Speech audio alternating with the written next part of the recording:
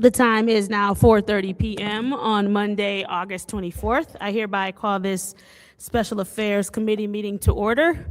Roll call, Madam Clerk.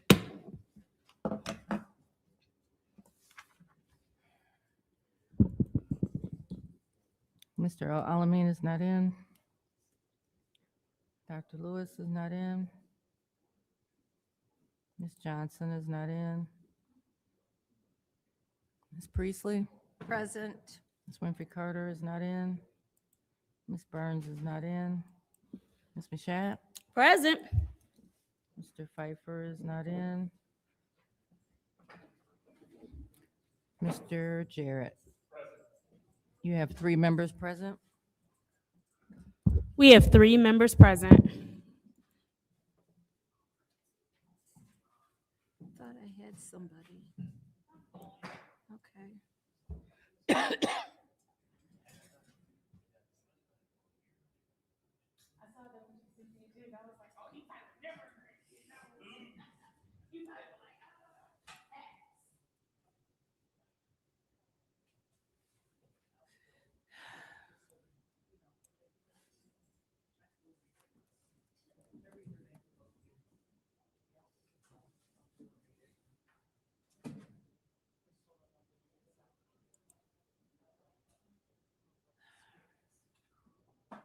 I thought there was another one. Maybe it was in my text. Okay.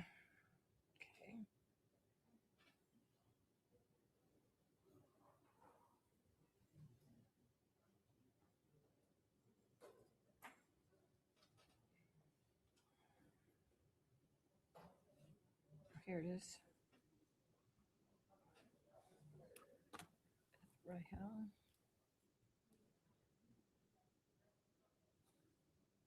Rahel.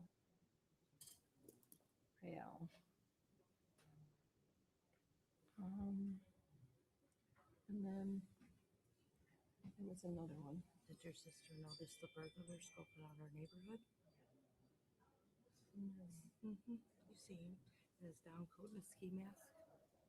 Forward that to me. I already busted him. He's already in jail right Okay. now as we speak. Don't get too close. I've had. Oh, that's right. You've been sick. No. Should be fine. But I had a stroke. Oh, okay. But I'm, Yeah, I'm beyond the point, but I'm out of the yeah. contagious point. Yeah. So just tell her just to be on the lookout. Well, she's, Shady stuff. well, remember, she has a hus. She has a German that's right. Shepherd. Okay, perfect. Yeah, good. Okay. I don't worry about her too much. Yeah, no, thank God. I forgot about her.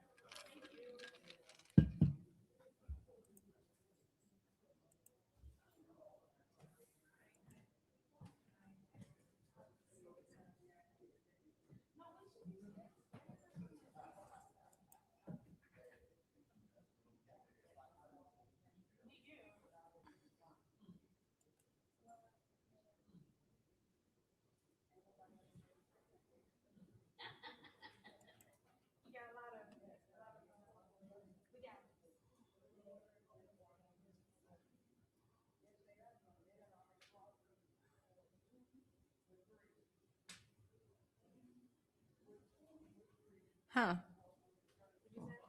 Huh. I'm just trying to find something and I can't find it.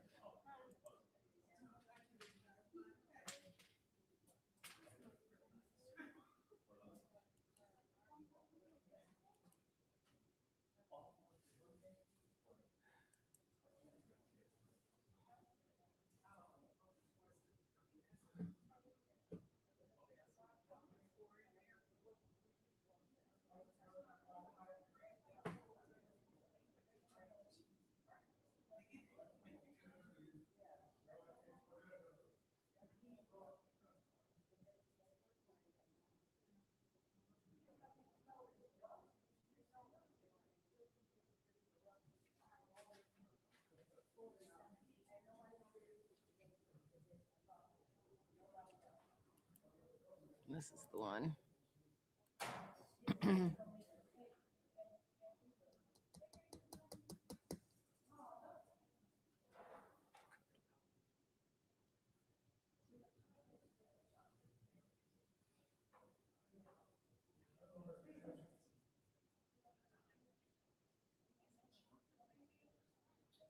Oh, shoot, they don't have the name.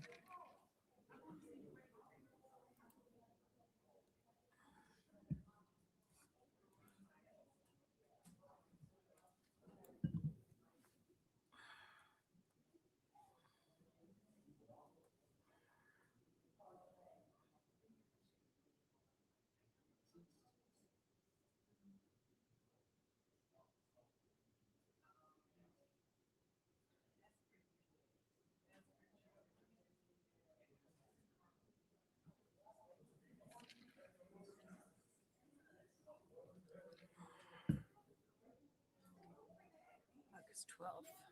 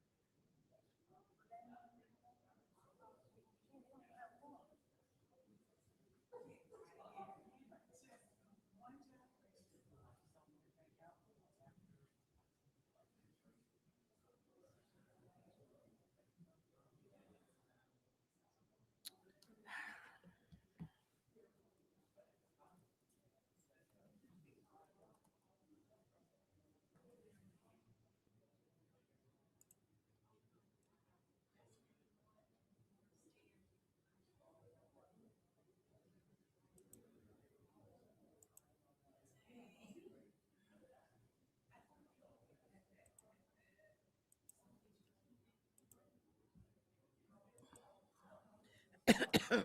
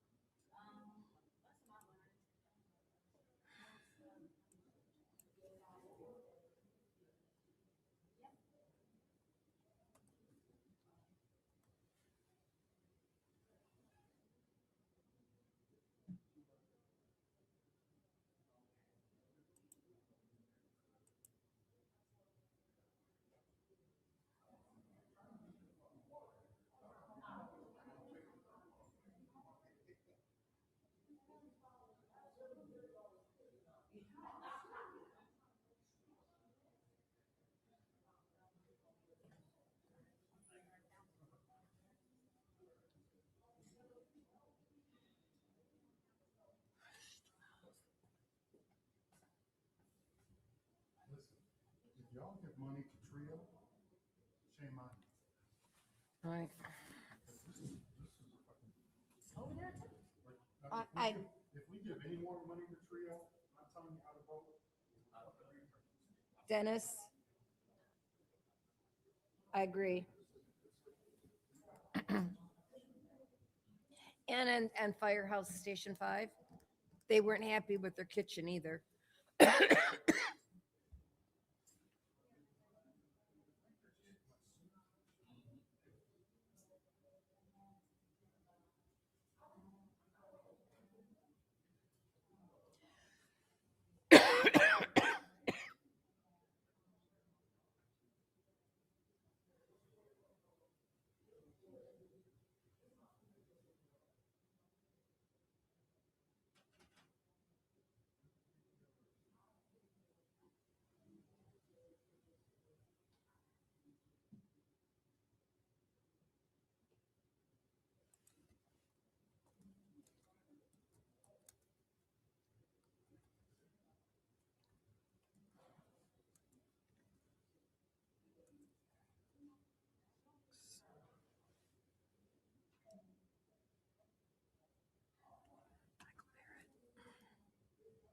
Yep.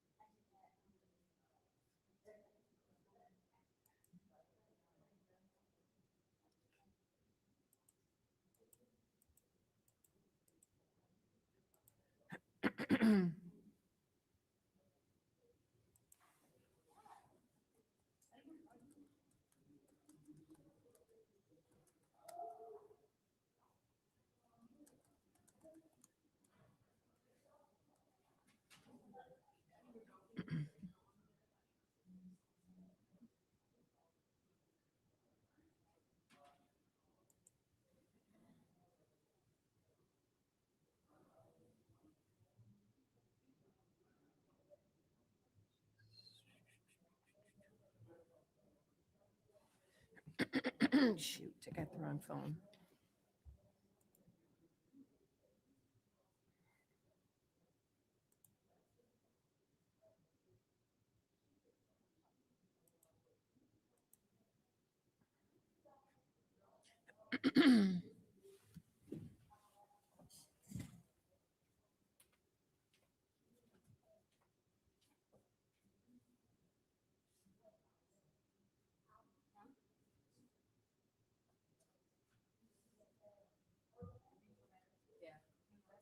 Went to the emergent, after hours clinic.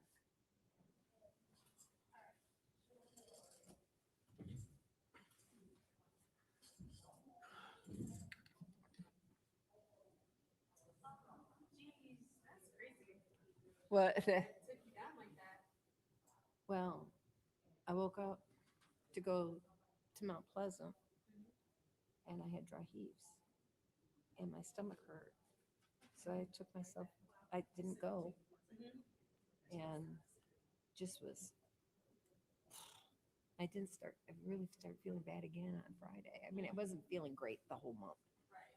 And so I told her my stomach and my dry heaves and stuff. She's going on, she goes, let me look at your mouth. She goes, let's do a test. I didn't know they could find out that fast. Oh yeah. And I was already on antibiotics, but they said the Z-Pack didn't work on that.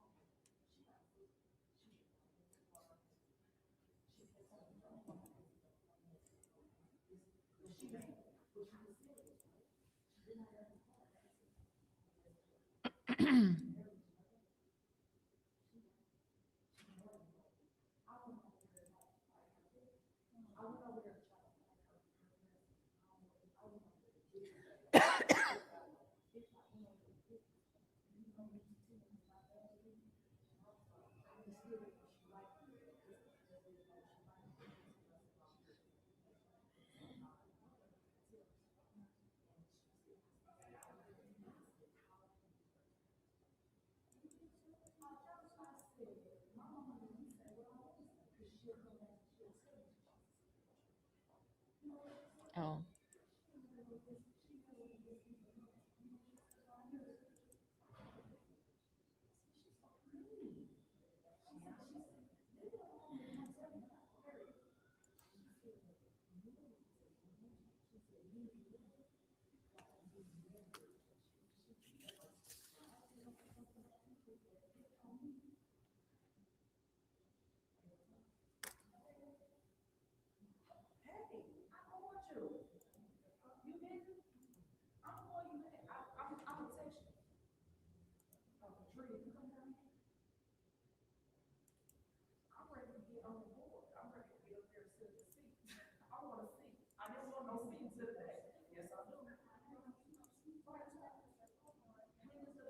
how the hell did that happen?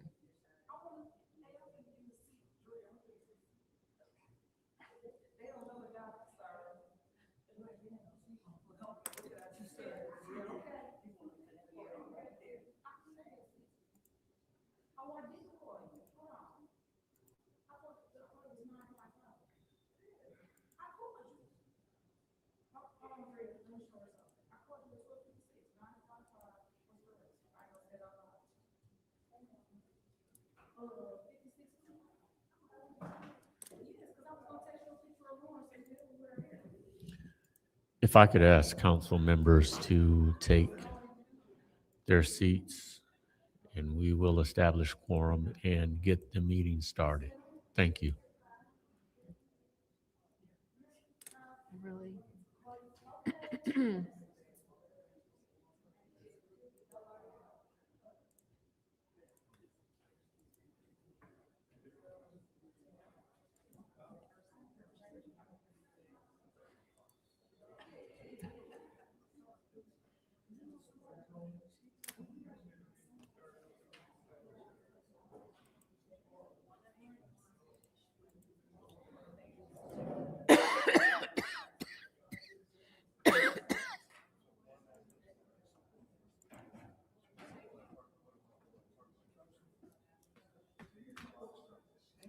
Hey, how is your back?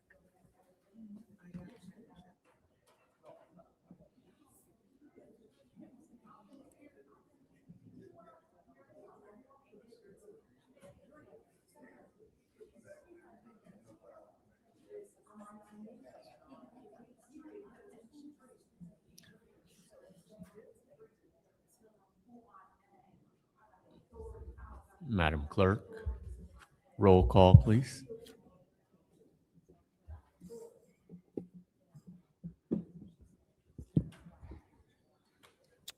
It is 5 PM, and I will retake the roll call to establish a quorum. Mr. Alamin is not in. Dr. Lewis is not in. Ms. Johnson, Present. Ms. Priestley, Ms. Winfrey Carter is not in. Ms. Burns is not in. Ms. Mashat? Mr. Pfeiffer? Mr. Jarrett? Present. You have 5 members present. We have 5 members present. It's now time for the reading of disorderly persons city code subsection.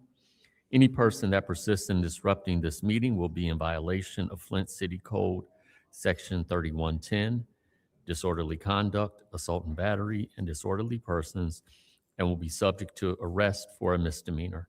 Any person who prevents the peaceful and orderly conduct of any meeting will be given 1 warning. If they persist in disrupting the meeting, that individual will be subject to arrest. Violators will be removed from the meetings. Request for agenda changes and/or additions. Any additions? Seeing, hearing none, we will move on to public comment. Madam Clerk. Oh, let me read the members of the public who wish to address the city council or its committees must register before the meeting begins. A box will be placed at the entrance to the council chambers for collection of registrations. No additional speakers or slips will be accepted after the meeting begins. Members of the public shall have no more than 3 minutes per speaker during public comment, with only one speaking opportunity per speaker. Madam Clerk, first public speaker, please. First speaker is Michael Gwynn.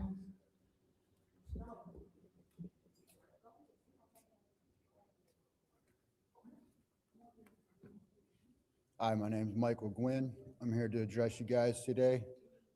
Set the record straight. I've been the one cleaning up Melbourne Park since 2024. With absolutely no resource from anybody other than myself. The other day, Tanya Burns decided to take it upon herself and make a live video saying that she partnered with somebody to help clean up Melbourne Park, and that's an absolute bold-faced lie. So I'm here to set the record straight. Nobody has partnered with me outside of Lydell Lewis in any way, shape, or form in any type of cleanup effort that I have had imposed across our city. Across our city, I've cleaned up Melbourne Park since 2024, as well as mowed over 600 land bank properties off of $12,000 through Lydell Lewis. There's no other entity in the city that's provided any sort of help or resource to this park. This park is in a desert area. There are no other parks around for our residents in Ward 5. I've contacted the mayor's office, numerous other offices, with absolutely zero resources to be provided or any type of care from our city whatsoever. Today, I'm just speaking for the people in our area and the kids who deserve a good, safe area to play in. I will continue to take care of this park without resources from anybody. I'm not looking for a handout. If you guys don't care about your city, that's fine, but I love my city, and I'm here to take care of it. You guys could either help me address this situation or continue to ignore the problem that we have at hand. The park is a very well park.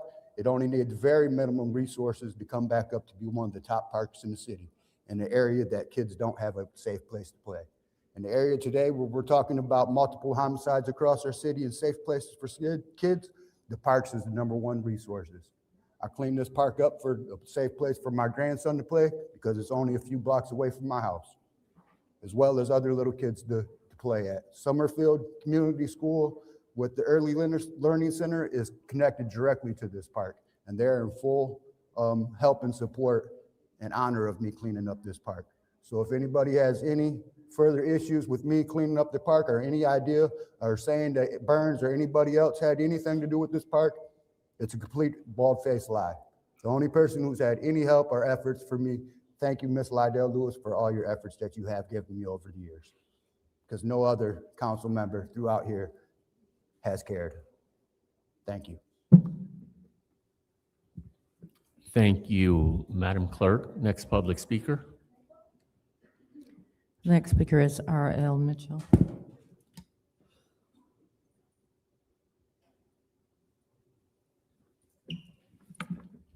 I'm R.L. Mitchell. For the record, welcome back from the crim race, the peoples who made it, that didn't fall out Saturday. And about these zone changing, my pastor, Eric C. Bogan, is in the Vatican right now, and he showed me a picture of Notre Dame. And perhaps he wanted to go in service. You think, I hope he say something about the zoning. Perhaps he can say something about the zoning of Powers High School over on Court Street. They moved from Carpenter Road, because what I seen Saturday at the crim race, they blocked me from way down on Hamilton Street, had to walk all through straight through the city. And I seen that the Roman Catholic Church got about 25 trucks loaded with cartels coming from across the border and put them in the houses while we was watching, like lightning was striking, and they looked like Brooklyn, New York, when they hit the towers. Then the people was going all about their, but they didn't want to wreck because the lightning was flashing. But I stood there and looked at, they ought to be glad because the ground was dry. Didn't worry about, and then they decided after 30 minutes of confusion, they decided to run anyway. But because we only got 2 schools in Flint, Southwestern and Powers High School. If that ain't no premeditated situation like the second ward woman over there talking about Tanya Burns, the Tarzan talking about he's the only one cleaning up the parks, and she got a mask on her face now, probably tearing down too many people's houses without putting that red tape around. Her and Miss Fields sneezing and spreading that stuff around at the council like nobody don't know about that stuff. Taking people out of their houses, and homeless people's getting burned up trying to keep warm over on Detroit, Martin Luther King Street, and nobody saying nothing about that.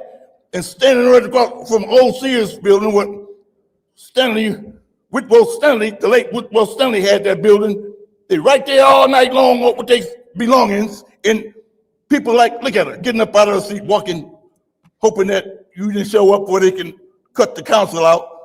And Madam Burns is on her way, hurrying, and she'll be here directly and deal with the situation, because Madam President Shack, like she about to jump out of the basement window over there looking at her computer at the same time, and her, anyway, stay tuned, New York.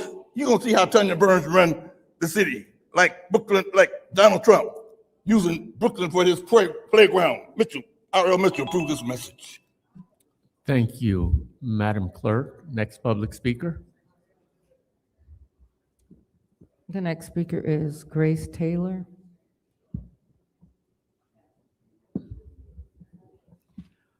Grace Taylor. Grace Taylor. The final speaker for this meeting is Arthur Woodson.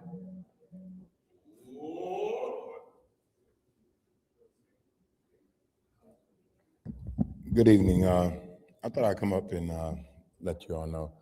I've been going down to Lansing, Michigan, to the Capitol every Monday and Wednesday. And what I'm doing is protesting the Flint water settlement money.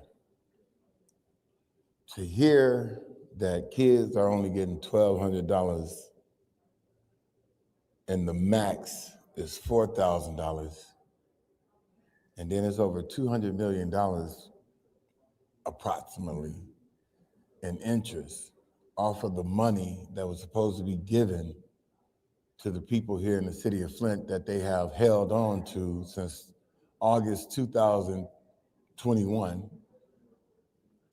And for the lawyers to be getting some of that money, and for Ms. Greenspan and others in her administration to be getting some of that money, and not allowing the people here in the city of Flint to even know how much interest has even built up on that money. My protest is that I'm tired of the Democrats. I'm not saying don't vote for them, but I'm tired of the African American community voting for them. 97% of the African Americans vote Democrat. And what do we have to show for it? They come every 4 years and say what they gonna do for us, but they don't do it. So my remedy to start something here in the city of Flint, and we can be a beacon of hope for others, is to demonstrate how to leverage our vote. If they do not give us the remainder of the Flint water settlement money, along with the interest that can go to the water company and pay off the residents' water bills for a couple of months, and at the same time fix the infrastructure, do capital improvement, put water mains, because we do have the ACO in place. If that money isn't in our accounts by November the 4th, 2026, we do not vote for any federal or state Democrats that's running for the election. We have to show them that our vote really do count, and that they have to stop coming every 4 years telling us what they plan on doing for us when they've been in office for 8 years already. And they can do this right now. So November the 4th, we don't vote for them if they don't have our money here by November the 4th. It's just that simple. It's not hard for us to get behind something like this. I don't have to like you. I don't have to love you. I don't have to respect you. I don't care. But at the same time, we can get together with this right here. Thank you. Thank you. Madam Clerk, you say that was the last of the public speakers? That's correct. Thank you. Now it's time for council response. Council members may respond once to all public speakers, only after all public speakers have spoken. An individual council member's response shall be limited to 2 minutes. Are there any council members that would like to have comment? Councilwoman in the 2nd Ward. Thank you. I would like to tell Mr. Gwynn, thank you so much for your work. I saw the article when he initially started cleaning up the Milbourne Park, and I reached out. I want to know how I can be a part of this, because we have a council attendee that called me Yogi Bear, say I'm always down with cleaning up parks. Well, and I take pride in that, because I take pride in our public spaces. And so I'm glad that Yogi Bear has a boo-boo. And so thank you so much, Michael, for continuing to help beautify our area. Many hands equals light work, and definitely appreciate his hand in helping secure the safety and the cleanliness of Milbourne Park. So hopefully, this can be an invitation to others, elected officials, officials that would like to be elected, or just people that just care about Flint, to step up and help us secure a safe place for our kids to play and for us to live. But again, I would like to thank Mr. Mike Gwynn for all of his hard work, as well as to the groups that help clean up Sarvis, to the park adopters that help clean up Iroquois, Invisible Giants. We have a lot of great people that love the city. So again, thank you, Mr. Gwynn, for coming out and speaking tonight, setting the record straight in terms of who cleaned Milbourne Park, who will continue to clean the park. And hopefully the school board will get on board and partner with you, give you resources. So, so all this don't have to be on you, because again, if you own a parcel, it is your responsibility to keep the parcel clean. Community residents, we must keep our parcels clean. If not, blighter come see us. The same should be with commercial buildings, government buildings, school buildings. We need to make sure that we're maintaining a level of cleanliness. So hopefully this will ring the alarm and ensure that our Flint Public Schools is doing their part to keep our city clean. Thank you. Thank you. Any other council members would like to have comment? Mr. Chair, Councilwoman in the 4th Ward. I appreciate all of the hard work that everyone who works to clean up our parks and our neighborhoods do. And I always support the people who do that work in the 4th Ward. I provide them services or I get them in touch with those who can provide services, garbage bags, dumpsters, whatever. So if anyone is planning something, reach out to your council person or the council person of that area and let them do the job for you, get that information to you or provide the data. I know that I have been approached by residents about cleaning up a property. I set this stuff in motion and then other people step in and try to take credit for work that I had already done. And it is very frustrating to do that and to have that done to you. So, Mr. Gwynn, congratulations on what you've done and thank you very much for all you've done in that area. I appreciate it and I know that the residents do as well. Thank you. Any other council members would like to have a comment? Any other council members? Seeing no movement, we will,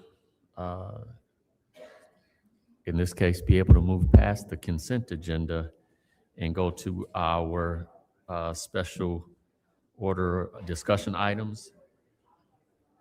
Discussion item, public safety funding organizations, a discussion item as requested by Council President Mashat to allow for a 20-minute discussion on public safety funding organizations who do community violence intervention.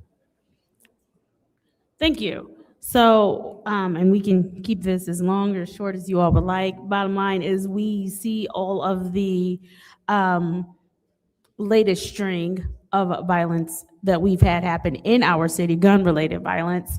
There are a lot of organizations who are doing work directly in the streets, directly with those who are around that kind of life. And so what I want us to do is make sure that that funding that they need, it's getting to the right people, that is getting to the organizations who are doing the boots on the ground work. I know that there are some other things that will be proposed here in the coming days as far as the police and some of the work that they are going to do with community groups, but I want us as a council to also make sure that we're being proactive.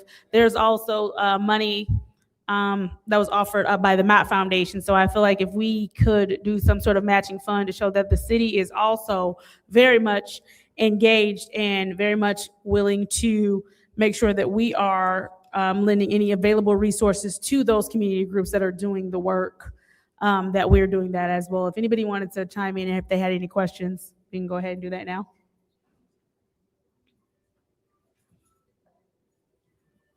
All right, oh, go ahead. So Go ahead. is there a somewhat of a list of There is. providers? Okay. And that has been shared with the council? Yeah, so what, I don't know that we can necessarily solicit.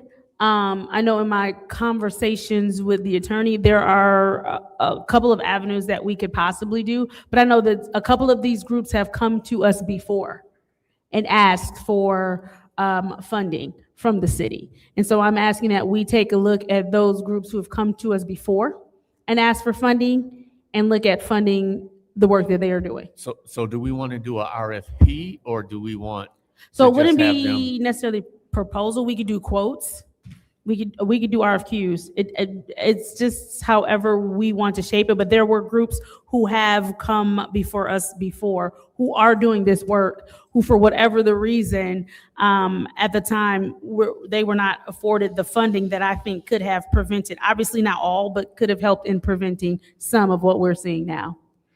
Do we have somewhat of a idea as to what type of dollars we would want to allocate or try to allocate? Yes. So, and again, it all goes to how many of the groups we were looking to fund, because that might change the dollar amount, because they all asked for specific amounts to continue their operations. But from the 2 or 3 groups that did approach us as for funding, I know that it was about 150,000. I guess my question, let me maybe ask this. Okay. How much do we have total to work with? So I am proposing up to 150,000, but again, it's something we would have to decide as a body. A total bucket of 250? Or 150. a total bucket of 150? Yes. To be spread amongst potentially a Well, few? the groups that have already asked, right? And we, for whatever the reason, did not necessarily move on the resolutions, or we didn't create a resolution for the ask. I'm asking that we now consider the funding for those groups, and that dollar amount around there was 150. But only those groups? This is the conversation. It's Yeah. So, yeah, that's why I'm asking. 'Cause, Yeah. it could be that there are groups, and I don't remember which groups did or didn't and how much they requested. But it could be that groups did not respond then that may have the ability to respond now and provide, service. Because the need, I think all of us would agree the need is great. And as was stated earlier, and I'm not always more hands, lighter load. So if that we may be able to be inclusive of some vendors who didn't initially reply or request dollars, that would be good. I do agree with that. I just want us to be cognizant of the fact that if there is a certain amount, and the more you add to that amount, the less, impactful the amount we're giving might be at all, if that makes sense. And so I do agree that there are vendors or people who may do this work who have not had an opportunity, right? And I think that it would be good to look at everyone who does this work, but I also want us to make sure that we are not also dragging our feet or holding up as well. So I think that we can do what you're saying, and that we can also do it efficiently, in a timely manner, as opposed to we're talking about this now in August and we're still nowhere with it in November, if that makes sense. Where are these dollars going to come from? General fund. I mean, we put everything there. So where else will we get it from? There's literally nowhere else to get it from.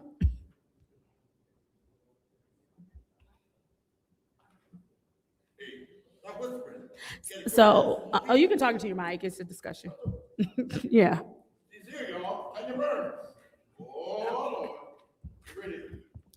Madam Chair, what are the name of the programs? Mr. Chair, but yeah. Mr. Chair. So I we apologize for that. we have not named specific groups. This is the conversation just about putting it out there publicly that we will come up with a resolution, and we'll be looking for groups. We're going to look at some of the groups who have come before us before, and we weren't able to fund at the time for whatever the reason, and they do the community violence prevention work. And I know that I attend, as well as you attend, some of those collaborative meetings. And it's there are a lot of groups in those collaborative meetings that, and so I think that this is an opportunity to work with, the collaborative, even if it's, or maybe we look at putting some funding into the collaborative, and they, come up with a plan, and we see if we want to fund that. I'm just throwing it out there that if we have 150,000 and we look at what it means to, and it's the groups that, because from the collaborative, they are actually on the ground doing the work in the neighborhoods. And so that's going to be the important piece of this. Not that we're throwing money somewhere to some people who are not going to come out of an office. Not interested in that. And so are we opening this up to everyone? Because I think with the collaborative, I think the community has been real clear on saying we need people, we have to go where they're at. And that's what the And- groups in the collaborative do. But if there are other Yeah, groups, yes. There are other groups that I would like to, you talking about opening this up? Because there are some groups that, and people who are doing some good work. Mhm. We've had some groups where we had downtown, I think there were two of them downtown, Mhm. where they had a group of men, but these young people need mentors. Some of them are in the collaborative. I know what you're they're- talking about. They're Yeah. in the collaborative, but then like also Calvary has a program. Okay. What they do, Pastor Timmons was here speaking about conflict resolution. So I think looking at that and I want to be inclusive of all groups. No, And then we also need to deal with, people think it's just our young males. It's not. It's our young females too. I'm not Yeah. putting it one group or Limited. another. Whoever's doing actual boots on the ground work in the community, working with, and not just the youth, but obviously we have adults who are also committing these acts that the collaborative works with the adults as well. It's just who's doing the actual work on the ground in the community. That for me, that is the key piece. That's what's going to be most important. Are you limiting it to a number of groups? And if you're saying 150,000, how much per group? So that's what I'm saying for all of us to consider is the more groups you add, the less money each group gets. And I don't know how impactful that's going to be for every group.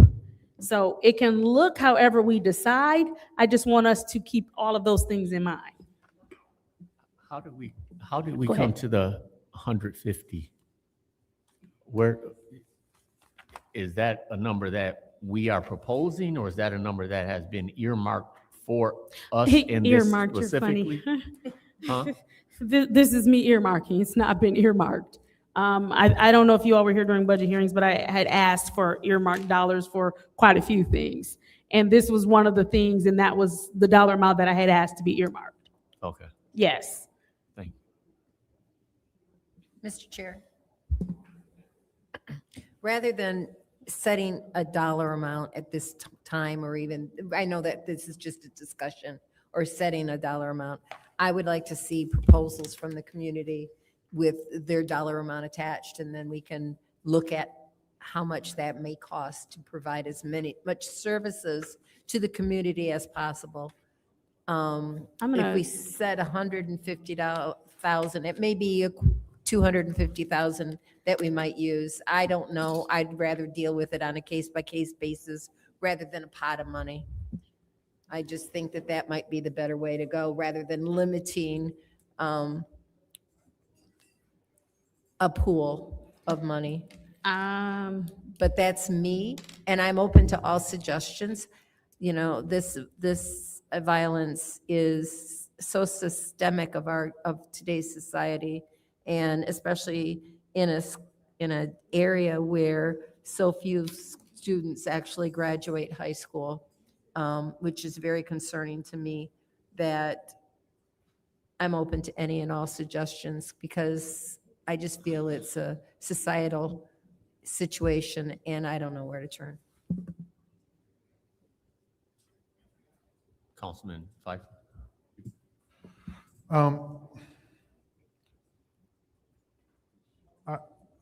I'm mixed on this because one, I'm disappointed that the police chief hasn't come before us and asked for any more resources. And for us to sit here and try to address some kind of nonprofit that's going to solve our problems, that's just not the way the world works. Now, throwing $150,000, whatever arbitrary number we come up with,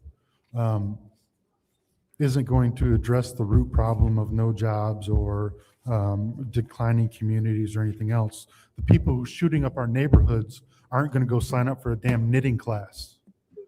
And that's, to me, that's, we're going to go and have an after-school program or whatever. The people who, and those programs are great, but the folks that are shooting up our neighborhoods aren't interested in those.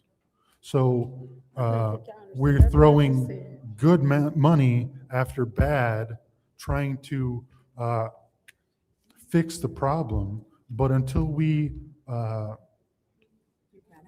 get more police resources or any kind of involvement from this police chief, to me is a good but wasted opportunity. And to automatically come up with, and I get it, we're trying to spend the least to get the most results, but to come up with the dollar value now and say, we only have $150,000. To me, we have, to save our community, we have every damn dollar in the general fund, like $150,000. That's going to get eaten up in admin fees for whatever nonprofit that is chosen. So without any proposals, and also the folks that are in the ground doing the community or on the ground now, they're saying they're doing the work now. We need to continue to fund it. It's not working. What they're doing is not working. So why would we continue to fund a program that's not working? If our neighborhoods are still getting shot up, we're not addressing the correct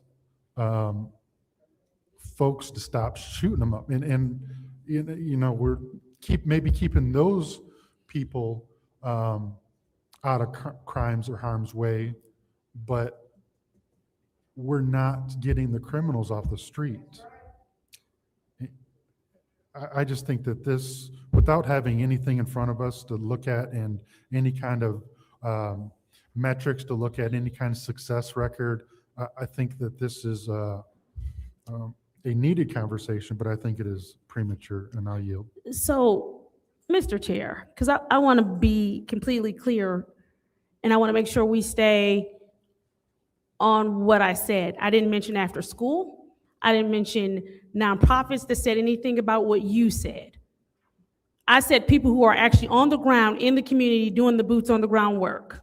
Those were my exact words. We've had plenty of people who have come before us who are not doing after school knitting, as you put it, which I didn't even mention, but who are actually in the community. And so for us to say what they're doing is not working, you don't know how many guns they might have stopped from hitting this street, how many people they might have stopped from hurting someone. So let's not diminish someone else's work only because you see what's right in front of you. There's a lot of work that gets done that you do not see.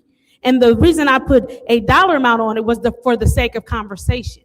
At the beginning of this conversation, I said it can be what we make it. Just be clear that we do not have endless pots of money, and it is realistic to shape around a number.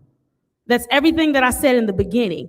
This whole conversation is based on council trying to do our part to help prevent as much violence as we can. What I don't want groups that are out there doing this work to do, that have come before us and asked us for money and have not gotten it, I don't want them to hear council diminishing their work. That's not fair, and that's ridiculous. Just because you see the numbers of people who have been harmed, there are a lot of numbers of people who have not been harmed because these groups are doing this work that we do not see.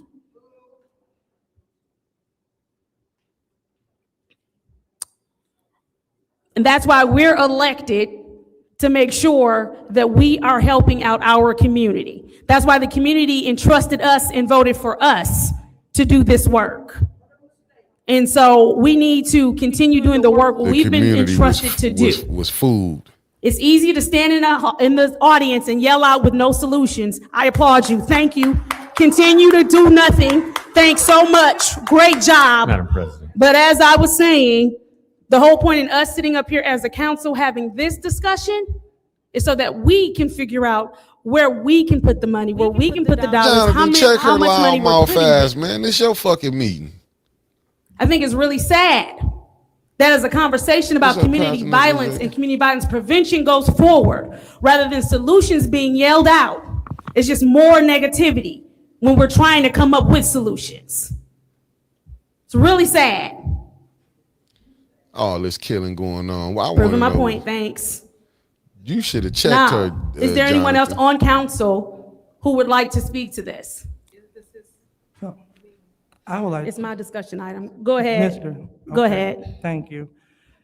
So I would like to encourage my colleagues because I know I got a unanimous vote of no when I brought up the school violence ordinance. But this is the whole point. The residents came to us and said, what can we do? Looked across the street, Grand Blanc had an ordinance in place and said that if you fight, you get community service. It's restorative justice.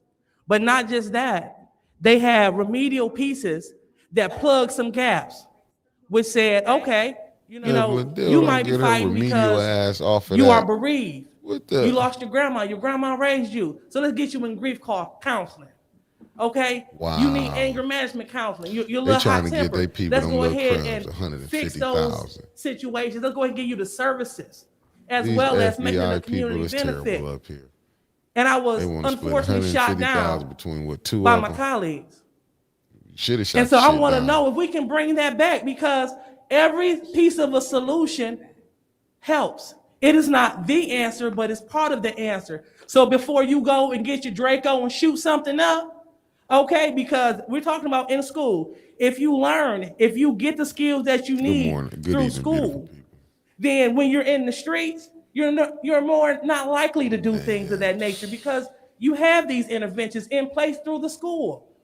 This is not punitive at all. It does not go on your record, but what it does, it serves as an intervention.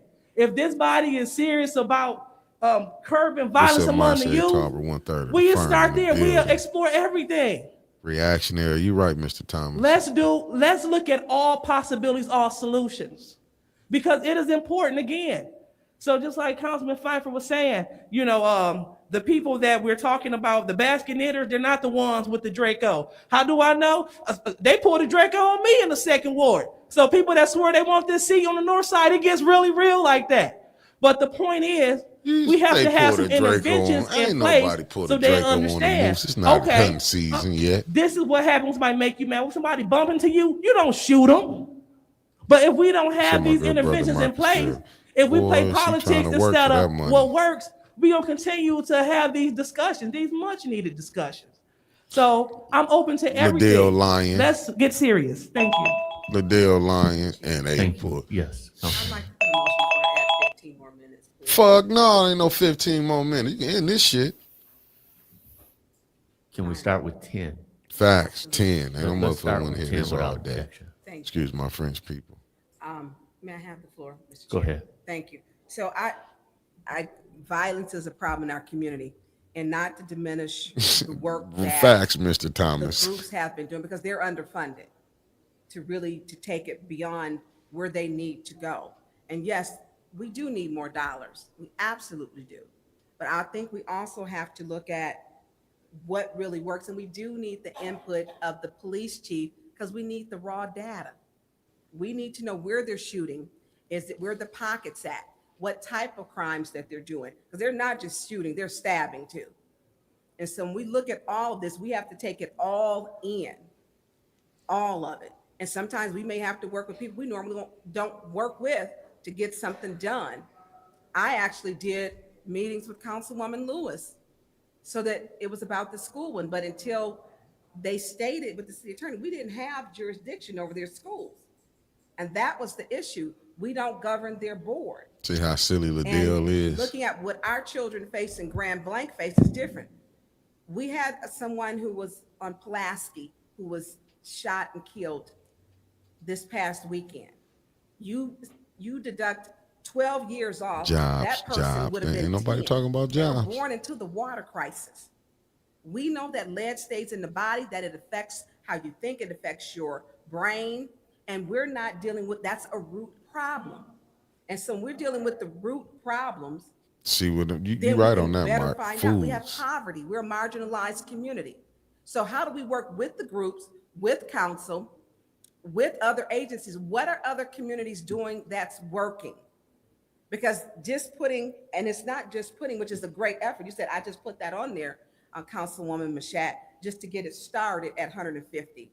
But it definitely, Mr. Pfeiffer said, let's spend it all. What does it take to save our community? So I think we all encompass saying we want to save our kids, want to save our youth, and we have to look at the ages that's doing the shooting, the stabbing, the aggressive behavior, and then work with the groups and what groups already have it in place to maybe go further with what they're doing, but are severely underfunded. Because we do need to touch the kids. We need to take them. We need to go where they're at. Facts. We need to take it out of a meeting and go where they are at to encompass them.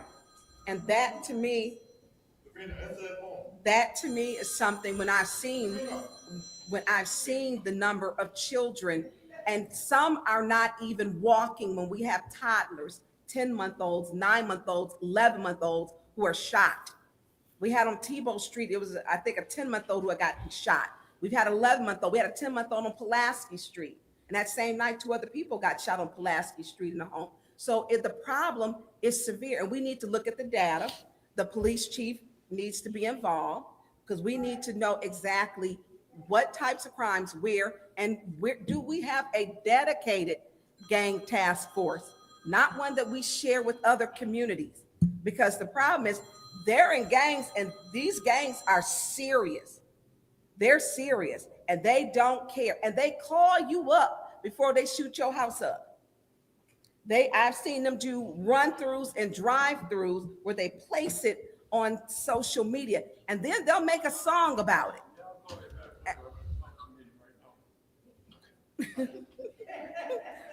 So these are things, and it's not just one side of town, it's all sides of town. It's the north side, east side, south side, west side. And I have had tape at the end of my driveway where 2 teens, a 17 and 19-year-old were shot on Labor Day. It has been brought to many of our streets, the police chief and the mayor's street. We have a problem. So with the conversation, we have to work together. This is when we have to come together for this. But we need his data, his information, because the latest statistics showed that Flint is the 7th most violent city in Michigan. We are the 51st most violent, according to the FBI statistics. And so we have got to come together, not just we got to go out. I'm trying to figure out too, real Casey. Good evening. Thanks for these young tapping in. people some love, give them some guidance, give them some structure. And we got to work with the school district. We have to. I mean, whether we like it or not, we got to work with them because they go to school. That's the one place where we can get to where those children are at is in school, not just public schools. We have charter schools.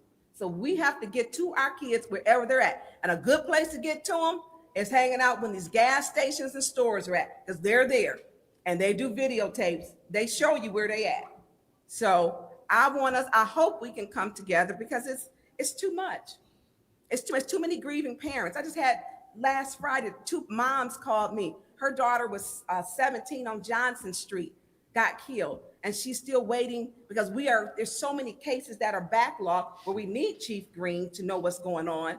Why aren't we getting a response? Because we don't have enough officers to work the cases. They just did a drive-by, was it last week again? Was it on Patterson? They did it at 12 o'clock, came back and did it at 3 o'clock. They're not afraid of the police. So we've got real issues that we need to know what it is that the chief is doing. And let's not just leave out the Flint police chief. We need Sheriff Swanson. We need the Michigan State Police. Tony, we I've need been all saying that. agencies, I've been all saying hands that. on deck. This ain't That is nothing what but a we ploy need. to get some money out of I Ridgeway. yield the floor. Madam Chair. Or Madam, Mr. Chair, I don't know. Go ahead. Thank you. So Damn, I just wanted to Jonathan, address check this her ass. ordinance that Councilman Burns brought up. Yes, she was definitely at the table. And the issue has nothing to do with the attorneys. The issue had nothing to do with the attorneys. I just want to be clear because if we're going to be factual and actual, we must do that. The issue was that y'all people want felt these that motherfuckers to we be were over- overstepping the school board. Look- But here's the deal. Mm-mm-mm-mm. This wasn't just affecting the school board. This was all schools in the municipality of the city of Flint. That's who the ordinance was going to target. And so you can opt in or opt out. If the schools opted that they didn't want to use this piece of legislation to help curb it, because the next day after we voted no, a young man was getting his head stomped at Homes, and it was on video. This is what it is. So I want to be clear, it has nothing to do with the legal and the law, because I went and worked directly with the magistrates, with attorneys, and with judges to make sure that it was crafted. Oh, I did, and I can call out the names. Okay. And so, again, our mayor candidate, you don't shoot people when we're trying to work with each other and talk about what's important. We're talking about Point of youth order. violence. Point of order. Can you stay, Jermaine? We need to be working I'm, right I'm now. I'm Yeah. gonna ask Yeah. if all of us can stay to working towards what our next step is going to be and not necessarily looking back to try to document what has already occurred. Yes. Let's look at what steps we should be taking going forward. If we can Flint do that. Doom, Mark. Well, that's fine. So one of the steps that I will propose, and I'll bring in the ordinance back, if we bring back the school violence ordinance and we talk about it and put it on the floor and talk about it and see how it can help benefit our community. Those that are engaging in the fights, that's who this ordinance is targeting. It's targeting those specific people. So I will do that as part of my contribution to the conversation, bring it back, and we'll see what's the pleasure of the body. So thank you so much, Mr. Chair. Thank you. In the last minute and almost a half, Councilwoman in the 7th Ward, did you have any last? Thank you, Mr. Remarks. Chair. Absolutely. The whole point in this discussion, the spirit of this discussion, which has been derailed like no other, was to talk about the community groups who are doing boots on the ground work. The fact that they have come before us time and time again, asking for funding to help continue the work. And the fact that we need to look at funding the groups who are doing this work. All of thank this you, other Katie. stuff that we're These getting are derailed idiots. into, I would ask that we come back together and focus on the fact that you're not going to get 9 people who agree totally about anything other than the fact that the violence in our community is unacceptable. There are people who do this work every day who can, yes, work with the police, who can work with other community members who do this work. But every day we sit up here and every day we go back and forth, like you said, about what could have been is a day wasted and potentially another life lost that one of these groups could have impacted. Half the problem Bingo. is, for some reason in Flint, all They of a want sudden money. we demonize the word nonprofit when nonprofits have saved us in so many ways. But because it is not Save your ass. politically expedient to demonize nonprofits, we keep having the most heinous things to say about them when they are simply What's up, people trying to Kawana, do man? their work and they get caught up in everything else. Let's do the work. Let's figure out the number. Let's figure out the groups and move this forward and help curb the violence in our community. Thank you. We're going to now bring this discussion item to a close. And there's a motion to adjourn brought forth by the councilman in the 8th Ward, supported by the councilwoman in the 7th Ward. Madam Clerk, roll call.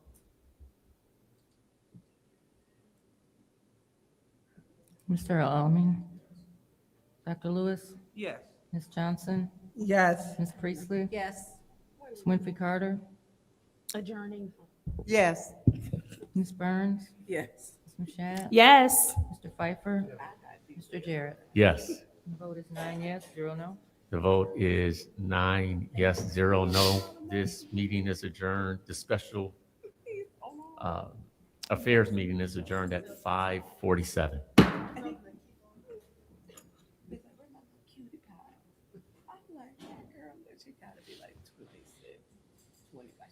This some bullshit here, man. I'm sick of this shit. This is some bullshit. I just sat up here for this bullshit. Lord have mercy. We got 5 minutes. Facts, like Candace sitting up there fucking lying. Are they going to, I'm with you, Tony. Are they going to where the lead thrower is at? If I'm not mistaken, then some people just get shot up. What the fuck?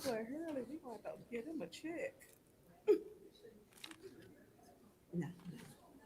So I'm gonna go back to get my day.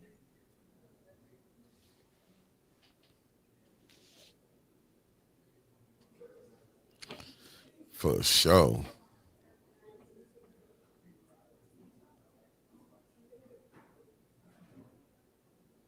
What's up, Cash William? Thank y'all all for tapping in. Man, these people you know what, Mark? Flint doomed because you got a lot of hustlers sitting on them council seats, man. Even going to the mayor. I'm just waiting on the new replacements to come in. They not changing nothing. And I hear you say For that those of you who have not had an opportunity to fill out speaker slips, the time is now to fill out speaker slips for the city council meeting. They're located in the back. first of all, family, who all coming in, the ones gonna be there. Let's just say Ashley Capital is doing the data centers. Hell, Mark done business with everybody up there. Mark already got yes votes, family. So ain't no such. You just gotta hope that he done business with everybody. Mark gonna have him 5, regardless of how it go. You gotta hope that y'all got the right people. I'm sitting up here watching this Hakeem Jeffries. Oh man, when this over, I gotta play my girl Sadie Saab. It's about 18 minutes when she breaking it down. We are really doomed until we start getting better elected people who really gonna. But this is what we going for. We going for whatever the fuck they throw out here at us and be like, yep, this shit, y'all go vote. Yeah, this is like one of the worst. This is like so terrible right here, man. I don't know what to say. I've been looking at Hakeem Jeffries. Like I said, I'm gonna let Savvy Sab play that, man. Even with the Roland Martin one, even with the like, man.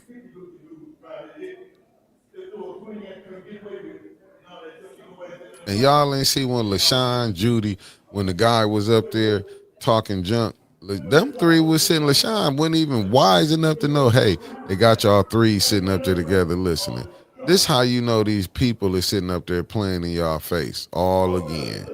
Everybody playing. They sitting up here, what the fuck $150,000 gonna do? All this killing been going on now. They worrying about, are you bringing jobs here? Because what you gonna get? What you gonna get these? You got to give these kids some jobs to do something. Yeah, right, Kawana Mac. She's a fucking idiot. An ordinance to hold parents responsible for their school-age children. More visible school security and police boots on the street. Is these shootings happening in the school, or is these shootings happening at these houses? She is just a fucking idiot, and it's just the truth. This is why y'all getting what we getting. This is why we going through this. And I get what you're saying, Mark.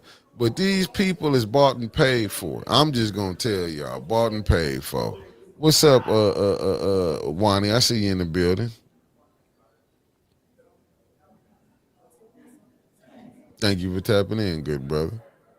Let me see what she said. Mickey, they don't care. None of them council people have respect for the residents. They just playing in the residents' face. So like I said this morning, 1, 2, and 3 IQs combined do not total 100. I hear you. Let me see what Sherry said. Right.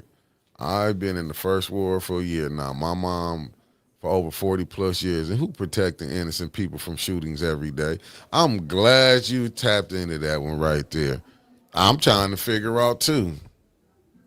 Mickey, you right. No accountability. They don't want to hear no accountability. You mess around and call out some of these unaccountability people, you're going to be in trouble. They get mad at you. You can't call them and say they full of shit if you ain't doing this and that. Like this, family, this been going on for a long time. All you getting is worser people. Don't just look at Trump as being the worst person. Look at, oh my God. I got some stuff I shared. Oh my God.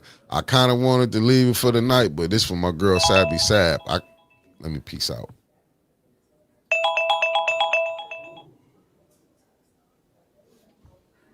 You're right, tenderism. That's what it is. Tenderism.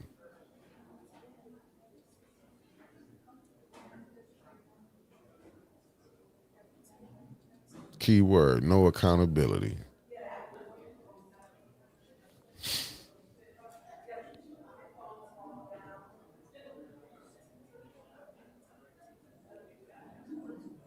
Said bought and paid for. How about volunteered and disregarded? Hey, it's messed up right now, Lee. I'm waiting. I thought they just hit the thing and ding ding like, what's up? Look at Candace came in all red. Somebody's eating good.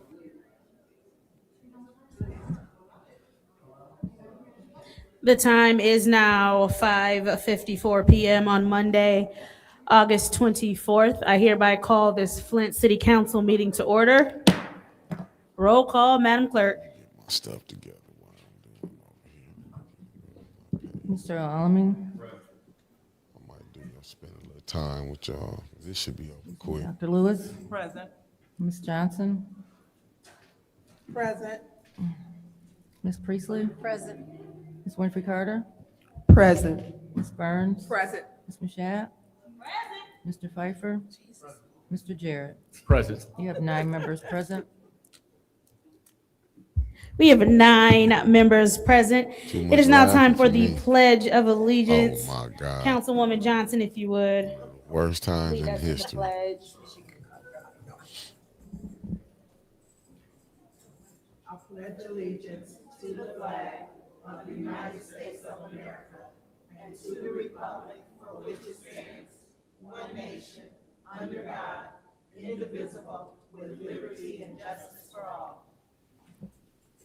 Thank you. It is time for the prayer of blessing. But before we get to that, is there anyone who would like to acknowledge a grieving family or lost loved one?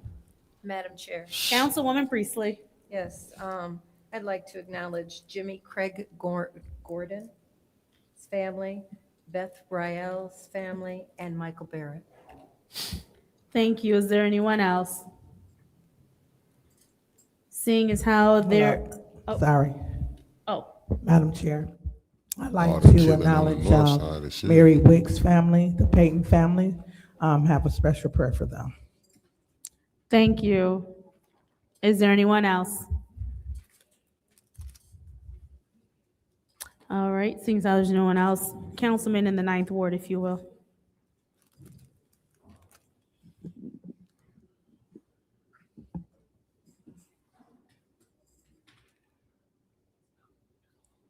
Lord, we thank you for this day that you have made. We thank you because of you. You are our reason to rejoice and to be glad. We say that this that you are doing in our lives is marvelous in our eyes. Lord, we thank you that you've allowed us to come together to represent the residents of the city and to hear and have input and to have input given to us from residents of the city as to how and those things that are relevant and important and germane to them. Lord, we ask that you would lead us and guide us, that the words of our mouths and the meditations of our hearts would be found acceptable in your sight. Help us to be mindful that we are here for your purpose and that you would get glory out of all that we say and all that we do. We pray this in all prayer in Jesus' name. Amen. Amen. It's now time for the reading of the disorderly person city code subsection. Any person that persists in disrupting this meeting will be in violation of Flint City Code Section 31-10, disorderly conduct, assault and battery, and disorderly persons, and will be subject to arrest for a misdemeanor. Any person who prevents the peaceful and orderly conduct of any meeting will be given 1 warning. If they persist in disrupting the meeting, that individual will be subject to arrest. Violators will be removed from the meetings. Are there any requests for agenda changes and/or additions? Seeing as how there are no requests for changes and/or additions, we are now going to go into the public hearings that we have scheduled. The first public hearing is 260245.6, which is the public hearing rezoning 8 parcels of land, Food Bank, Eastern Michigan. At this time, if there's anyone who would like to speak specifically to the public hearing rezoning 8 parcels of land, Food Bank of Eastern Michigan, you may approach the lectern. I want to remind everyone that during public hearings, we stay germane to what the public hearing is about. Hello, I'm Howard L. Mitchell. I reside at 759 East Linden Avenue by the graveyard, Graceland, and you know, people know where that at. Anyway, about this zoning, about the food bank over behind Channel 12, where Boneheads was in charge of everybody the mayor, known as the mayor. The little guy downstairs with the bald head, calling the shots up, telling the people at Channel 12 who to film and who not to broadcast, like Madam Burns was she was making an interview and he told them don't broadcast that Madam Burns situation was and they do exactly what the mayor tell him to do, because he a member of Channel 12, where the food we enlarge with Barbara C.W., the one that talking about the mayor and this cherry picking. She going on to glory now, but she made it possible to enlarge the food bank while the people in Flint is study being starved to death and poisoned, and people act like there's nothing going on, like the second ward lady over there with that mask on her face. Mr. Mitchell, And, please pause this time. What? Mr. Mitchell, I need you to stay germane to the public hearing rezoning 8 parcels of land for the Food Bank of Eastern Michigan. Please start this time. Like I say, I'm Jermaine, Toto, and Tito, and all that stuff. And Jermaine, and who you think you talking to, lady? You just get finish Whittier Junior High School where you started at, and don't start like you did on Burson Fieldhouse and quit and think darkies don't know what to do with the money. You just, in matter of fact, stay tuned, New York. I keep coming back because Miss Byrne gonna tear them a new. I was finna say the other thing, but gonna finna a new wheel with them. I remember to reprove this message. Thank you. Is there anyone else who wishes to speak to the public IRL, hearing check her rezoning 8 ass. parcels That's what of you gotta land, do, Food Bank of Jonathan. Eastern Check her Michigan? ass. You gotta check them. Quit playing with her. Check them. Yeah, I keep on seeing all these rezonings coming up from the master plan. I came up here before about the green zone, and I forgot who it was, but you all were supposed to ask about the master plan about the green zone. Why hasn't anyone from this council put on the floor that we do away with the green zones in the master plan? We keep on going and waiting for certain individuals to come before you to change their zoning. But on the north side, we can't even have a high school in the green zone. We can't even rebuild Northwestern to be a high school because it's in the green zone. If it's not green, you can't build it. The green zone need to be done away with. When Kevin, I forgot his last name, was it with the Planning Commission, it was a section that was Green Innovative, between Martin Luther King, Saginaw, Pearson, and Carpenter Road. If their house burned up, they couldn't rebuild that house. So Kerry Nelson was the president at the time. And Kevin came up because they didn't know about it. Kevin came up and told them that it's true.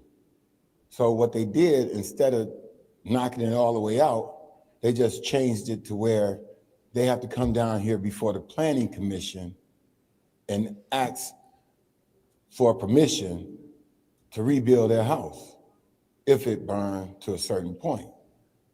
It shouldn't be like that. Y'all should be able to do away with the green zone.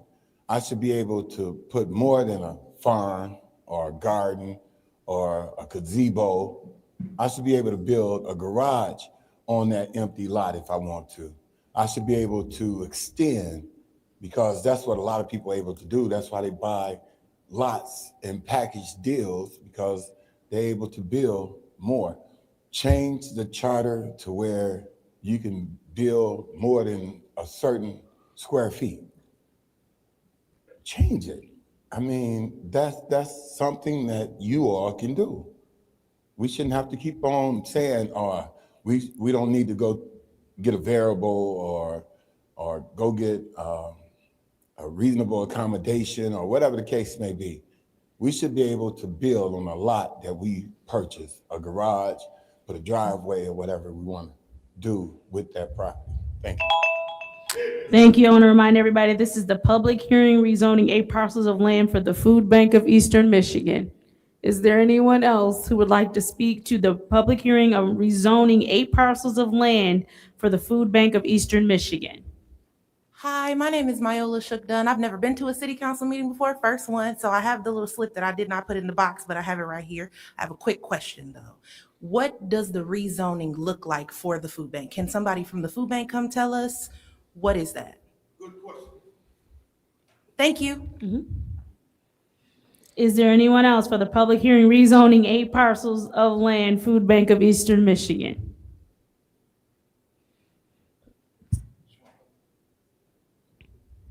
Going once. Is there? Okay. Hi, I'm Terry Nix. I'm Vice President of Food Sourcing and Logistics, Food Bank of Eastern Michigan. We need a bigger building.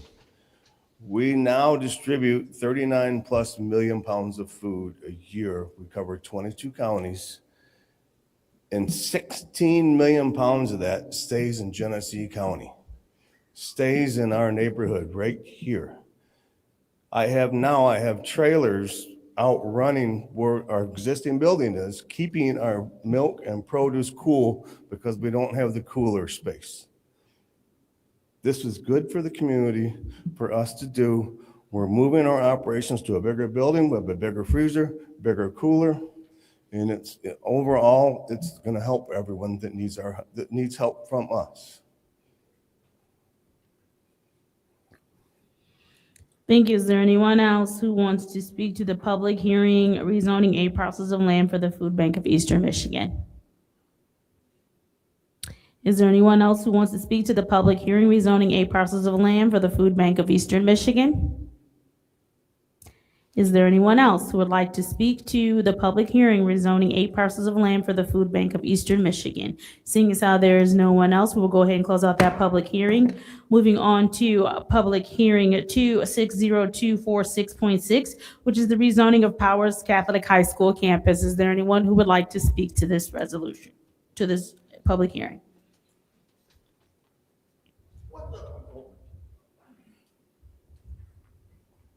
Hi, I'm Kate Gross, president of Powers Catholic High School. I was just calling to speak on our behalf. We've been to a couple different zoning commission meetings, and it looks like it was erroneously rezoned as a residential walk-up. It's always been a state parcel of land, and it has been entrusted to us as a school. It was intended to be a school forever, so we're just requesting to be rezoned for a school. Thank you. Is there anyone else who wants to speak to the public hearing rezoning Powers Catholic High School campus? Good evening. I'm Mitchell, R.L. Mitchell, Madam Chair. Speaking to Powers rezoning, my pastor went through Powers High School as a kid, and now they moved it over on Court Street. And now he in the Vatican right now, in Rome. He showed me on the telly last night. He participating on going in there and having service with the Pope. I hope he say something about this rezoning, about Powell's moving from Carpenter Road over to Court Street, and talking about curbing the violence with the stuff in Grand Blanc. The people came and go to the gas station and fight without getting on a yard work like the second ward lady talking about, like they sold to the jailhouse. That's not American style, lady.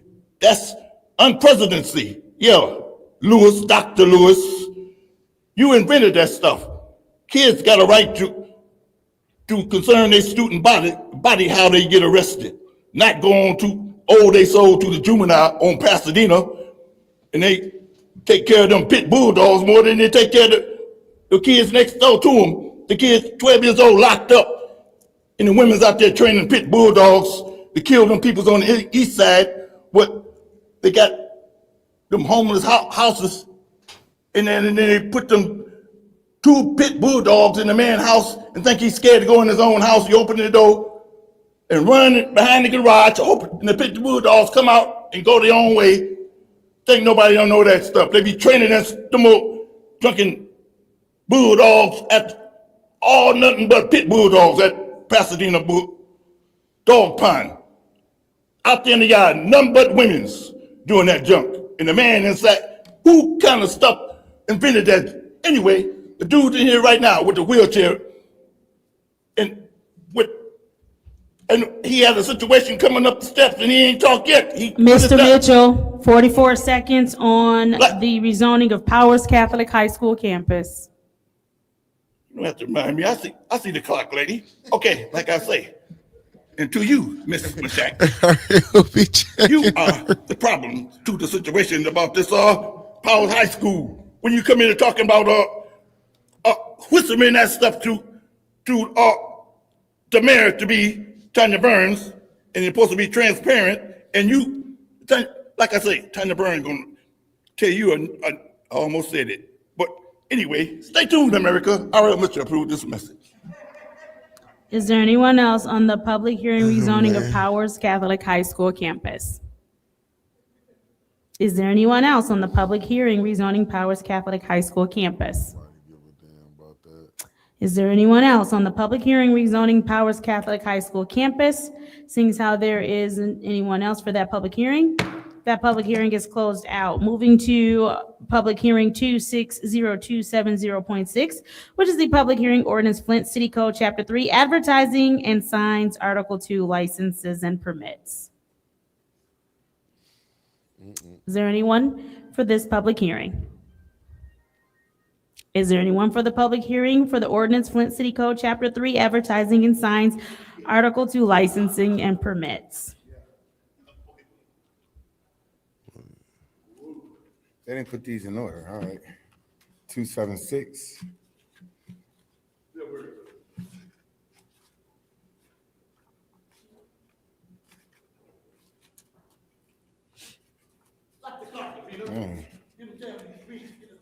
I thought you was gonna go in order. I am in order, 260270.6. Is this along with all the other ones, that big stack? Correct.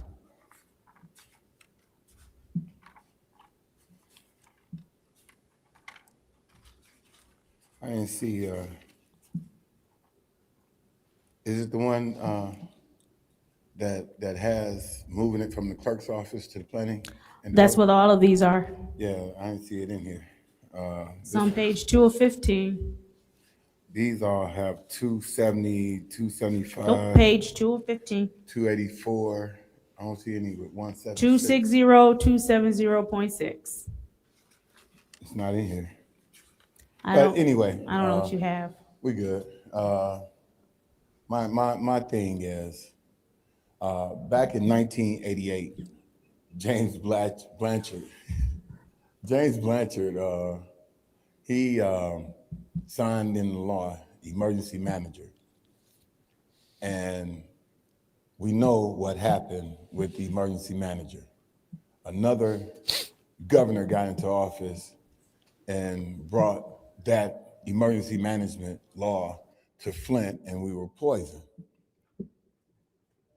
I'm not saying that this mayor or the future mayor or any other mayor will do this, but what I am saying is you're taking it from someone that would be neutral and putting it in a place where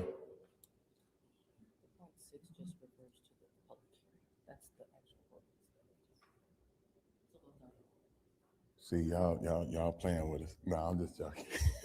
But if it's a mayor, say it's a mayor that I financed the other mayor, his or her opponent, and they get into office, well, then you have ordinances like dance hall, dance floor, business license. You have all these different things. And that mayor can say, you know what? We don't want that individual to have businesses. I'm not saying that the mayor do that, but we go back to Blanchard and Snyder. They can stop or prevent anyone from doing it or getting those licenses. So it should stay with the clerk's office. Thank you. I was going to give you your last 3 seconds because I know she came over there. So, all right. So,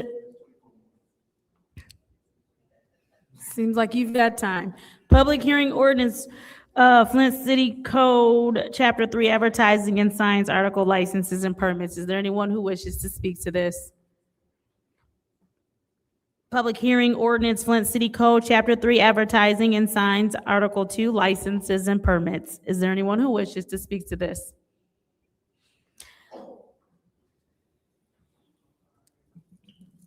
Hello, you know who I am, Madam Chair, Ira L. Mitchell, in case you forgot my name. About these licenses for the beer and wine store in my neighborhood. I'm very appalled that you're messing with my groceries attendant by taking you taking, I don't know why I don't speak for this up, but you messing with the lottery machine, taking them out, all of them because they ain't got their license, and then messing with the food, what they do got in the refrigerator, and taking them out and think they ain't saying nothing about it. I don't appreciate you doing the Palestinian, whatever they is, they cousin us, Palestinians and the Israelis, but some of them telling me, Mitchell, say something to my father up in Jerusalem. They put me right on film and talk. They said at the prayer hour, I want you to, Mr. I want you Mitchell, to know please this. pause his time. Mr. Mitchell, this is not a conversation about religious beliefs. This is a conversation about a public hearing ordinance, Flint City Code, Chapter 3, advertising and signs, Article 2, licenses and permits. But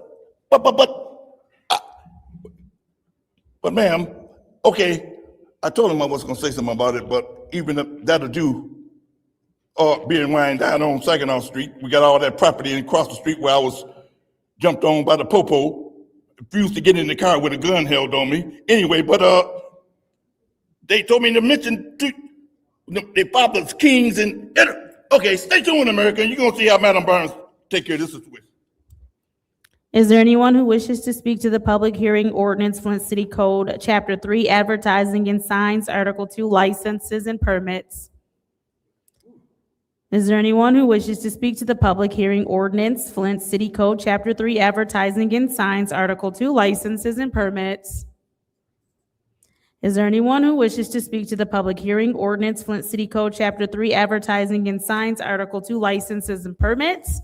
Seeing as how there is no one else, that public hearing is closed. Moving on to public hearing ordinance, Flint City Code, Chapter 7, ambulances, Article 1, licenses, Article 2, attendances and drivers. Is there anyone who wishes to speak to this during this public hearing?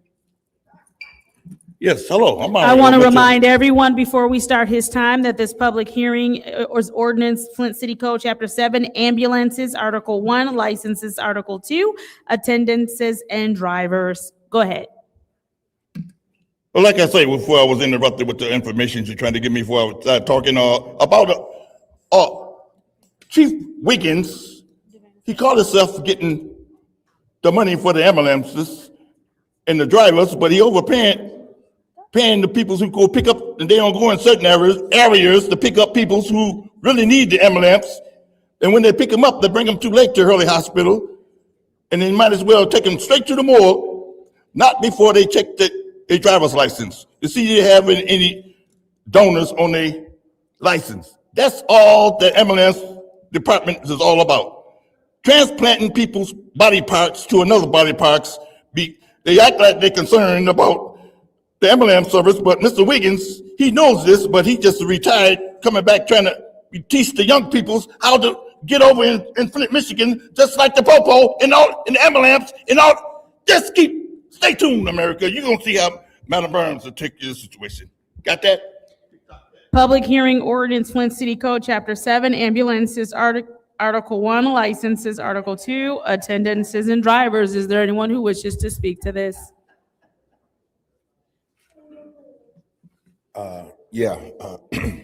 Back to, I read the article earlier and I saw where Clerk Donahue said that she does not have the capacity to do this right here.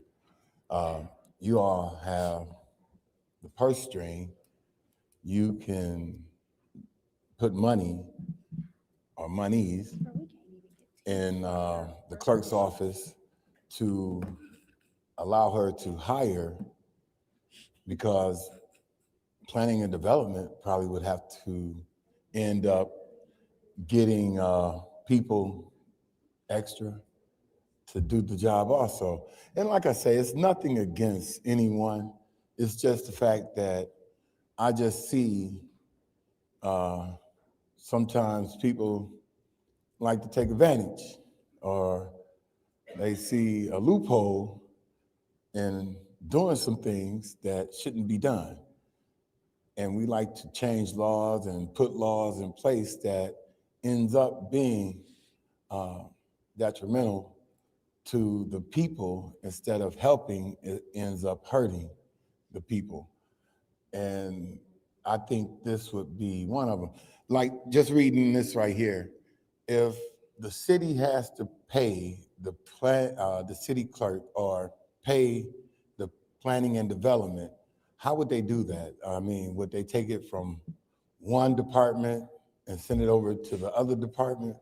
Because now it would come from the fire department, where they have to pay for their license and everything. Instead of it going to the city clerk, it would go to planning and development.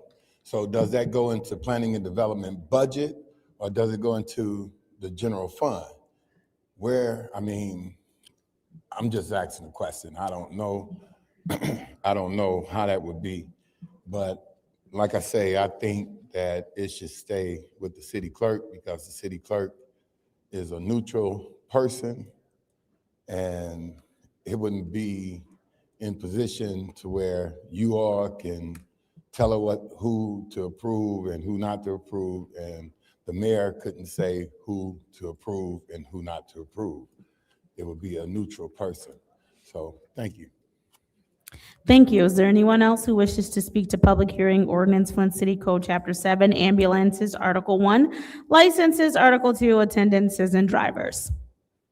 Is there anyone else who would like to speak to public hearing ordinance Flint City Code Chapter 7, ambulances, Article 1, licenses, Article 2, attendances and drivers? Is there anyone else who would like to speak to the public hearing ordinance Flint City Code Chapter 7, ambulances, Article 1, licenses, Article 2, attendances and drivers? Seeing as how there is no one who would like to speak, there isn't anyone else who would like to speak to this public hearing, it is now closed. Moving on to public hearing 260272.6, ordinance Flint City Code Chapter 8, amusements, Article 2, billiard halls, pool rooms, and bowling alleys. Is there anyone who wishes to speak to during this public hearing?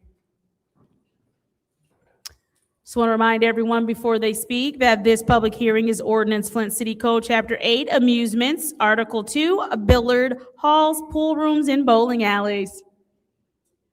Hello, I'm R.L. Mitchell. Speaking on this bowling alley and pool halls, I was out in Grand Blanc the other day, over there way out there on Hill Road somewhere in the dark, picking up my significant other baby daughter girl, and the pool hall is next door. I decided to go in, but she said, "Stay in the car. This is Grand Blanc. You be scaring people." But the ordinance, the Grand Blanc is it's all out of whack, and Flint got all the pool halls right on Flint Park Street. We open that one, and then they don't got no more bowling leagues no more, because everybody in cahoots, just like the Board of Education. They don't speak up when the school kids is getting beat up, meeting at the gas station, knowing who they're gonna shoot and who they're gonna make a video film and making movies and everything out about it, and just people's like me, supposed to be a senior citizen, and people's making all that money, and they just so diddy with it. Anyway, like I say, I can talk on this stuff, but the mayor to be will have the last word. In the words of Tanya Burns, stay tuned, America. Is there anyone who wishes to speak on public hearing ordinance Flint City Code Chapter 8, amusements, Article 2, billiard halls, pool rooms, and bowling alleys? Is there anyone who wishes to speak on the public hearing ordinance Flint City Code Chapter 8, amusements, Article 2, billiard halls, pool rooms, and bowling alleys? Is there anyone who wishes to speak on the public hearing ordinance Flint City Code Chapter 8, amusements, Article 2, billiard halls, pool rooms, and bowling alleys. Seeing as how there is no one else who wishes to speak on this public hearing, that public hearing is now closed. Now, Madam sir, Chair, Councilman in the 8th Ward.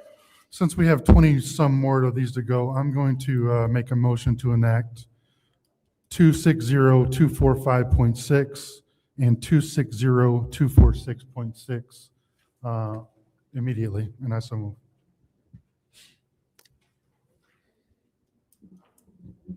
Madam Clerk. Just for the record, the .6 just references the point public one. hearing. Is it point one? Not Or sure. is it just, I'm going to make a motion to enact ordinance 260-245 and 260-246, and I so move. 245.6. No, just that's, she said that it's just the number. It's just the ordinance number.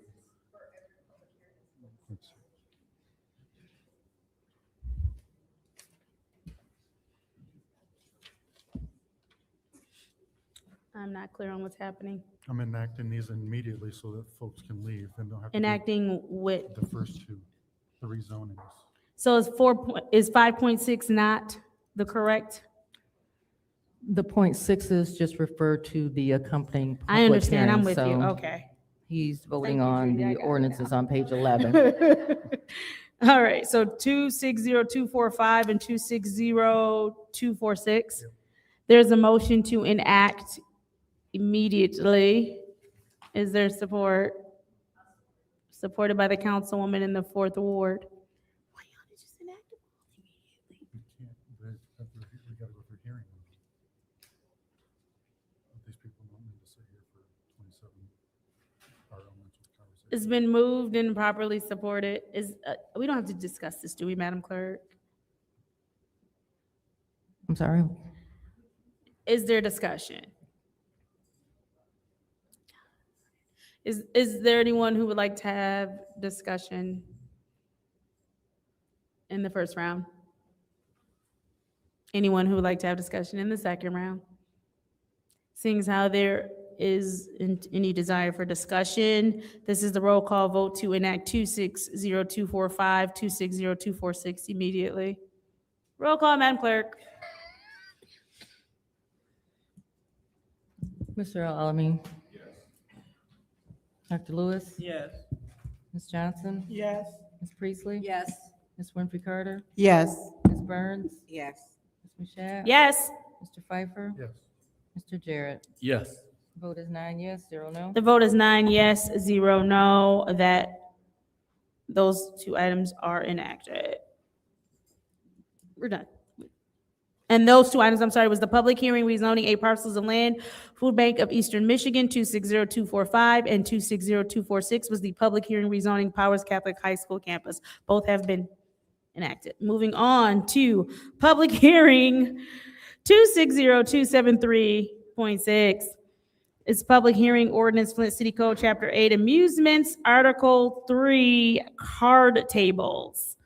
Is there anyone who wishes to speak to this public hearing? Public hearing ordinance Flint City Code, Chapter 8, amusements, Article 3, card tables. Hello, I'm Mario Mitchell. Speaking on hard tables, community hard tables. The last time I ran into hard tables, I was on Card tables. same thing, card table. The card table, as I was talking about, was over on Apterton Road. And right in, down on the right, coming from Burton in the woods, called a gentleman club.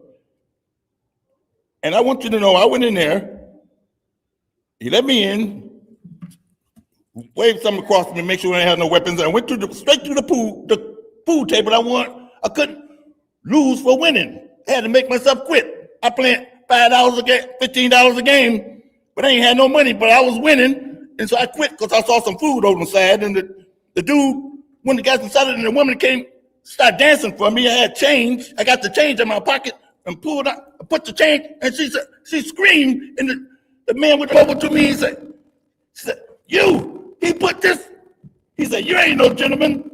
He grabbed me by my neck, bigoted. It's like that dude, like He said, you picked me almost and that is, I went over today, it's still going on now. I went down Dordt Highway, the same, messed up them car tape, but it was all in the gym. Hey, I can't speak on that because you see how the Dordt Highway look like a ghost town now, but sure enough, I must have wasn't no gentleman like the LL bot over there. Me and Mason made a deal with the people and they got a hospital. Hey, you making me talk but not saying nothing, Miss Wasack. I'm not acting like Toto and Dito down, huh? Okay, stay Jermaine and let Ms. Burns finish this up. I remember to approve this message. Public hearing ordinance, Flint City Code, Chapter 8, amusements, Article 3, card tables. Is there anyone who wishes to speak to this public hearing? Public hearing ordinance, Flint City Code, Chapter 8, amusements, Article 3, card tables. Is there anyone who wishes to speak to this public hearing? Public hearing ordinance, Flint City Code, Chapter 8, amusements, Article 3, card tables. Is there anyone who wishes to speak to this public hearing?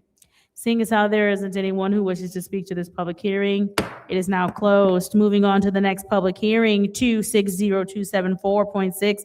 Public hearing ordinance, Flint City Code, Chapter 8, amusements, Article 4, firing ranges and shooting galleries. Is there anyone who wishes to speak to this public hearing? Public hearing ordinance, Flint City Code, Chapter 8, amusements, Article 4, firing ranges and shooting galleries. Is there anyone who wishes to speak to this public hearing? Public hearing ordinance, Flint City Code, Chapter 8, amusements, Article 4, firing ranges and shooting galleries. Is there anyone who wishes to speak to this public hearing? Seeing so there is no one who wishes to speak to this public hearing, it is now closed. Moving on to public hearing ordinance 260275.6, Flint City Code, Chapter 8, amusements, Article 5, public dance halls. Is there anyone who wishes to speak? Public hearing ordinance, Flint City Code, Chapter 8, amusements, Article 5, public dance halls. Is there anyone who wishes to speak? Yes, R.L. Mitchell again. Speaking on public dance hall, at the Crim Saturday, City Hall became a public dance hall because Bonehead down there invited everybody on the line to do the bunny trot. And the last time I remember doing the bunny trot, I was in Grand Blanc High School, right across the street from the gas station. The dude was a darky, a DJ, and all he was playing is the bunny trot stuff, and I just got up there and tried to do the bunny trot, and they look at me like, where that darky come from? And that's why I was insulted. Yes, so I turned around and tried to figure out a way to get back to downtown because the buses weren't running. I went sat down at the welfare office because I didn't walk back through the city. I walked all the way down. But something happened down there. What you talking about violence, I'll tell you later on, but right now I will tell you. I was insulted by the FBI. I thought it was a gypsy looking for the welfare was closed, but it was a black security guard woman came out and she told the gypsy, come inside the building. When he came out with his bag. He looked at me, he said, sir, I want you to know I'm the one that he tried to attack me. I just kind of remove it. He missed me and he called me all kind of unknown words. Please pause the time. He said Please pause the time. Police and he's sued. Mr. Mitchell, I want to remind you that this public hearing ordinance, Flint City Code, Chapter 8, amusements, Article 5, public dance halls. Please continue speaking about public dance halls. Public dance halls. Like, they made a dance hall down in the middle. Anyway, I danced my way back slowly up the 2nd Street and got home, and I feel like I'm still in the Crim race right now, trying to get home. All that stuff I see in the streets and nobody talking about it.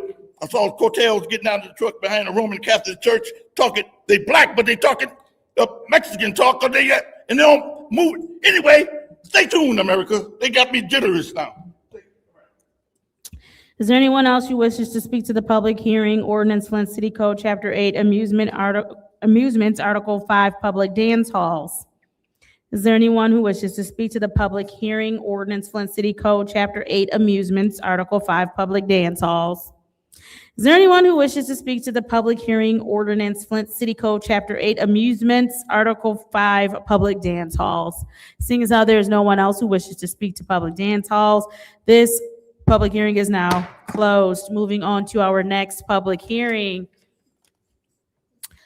260276.6, which is a public hearing ordinance, Flint City Code, Chapter 8, Amusements, Article 6, Public Exhibitions and Shows. Is there anyone who wishes to speak to this? It's public hearing ordinance, Flint City Code, Chapter 8, Amusements, Article 6, Public Exhibitions, Shows.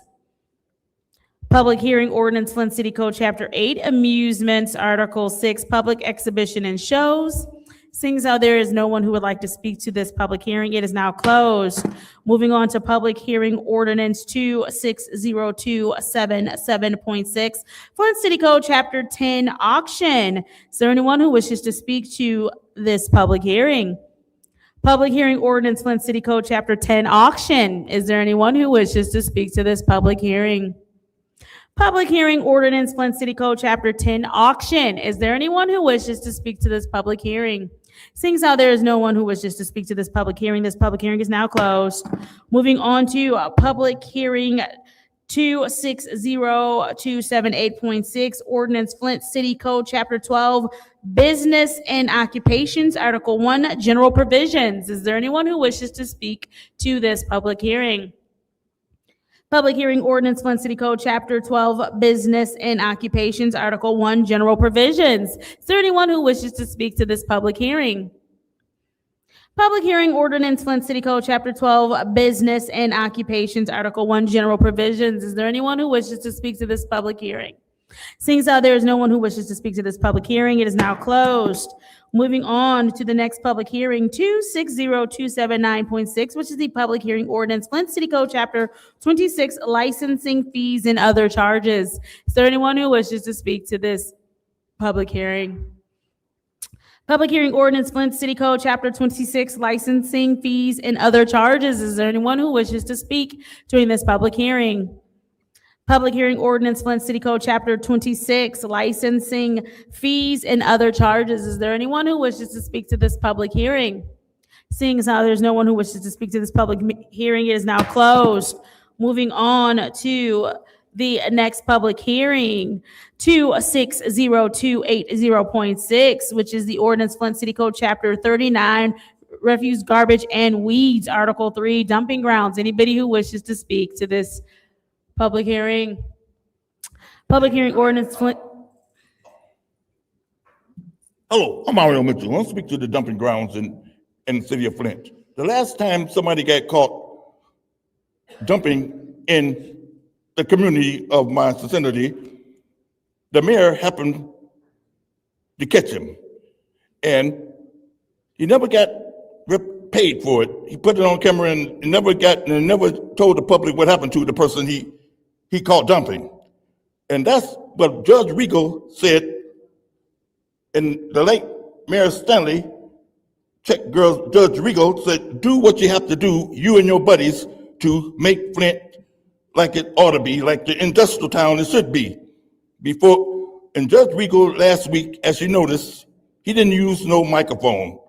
And he never did say what him and his buddies are doing, but he should have been like Mr. Mott. Do stuff and don't look for credit after it, because their pocket is very deep. And you see where Woodrow Stanley stopped at, right where they put the boundary lines where I could walk through the Crim down there with the Roman Catholic Church. The bus made me get off and made me walk all through the super cops ready to see somebody walking unworthily to go oops upside their head and you know what. But they happened to notice, and then they started playing a sad tune.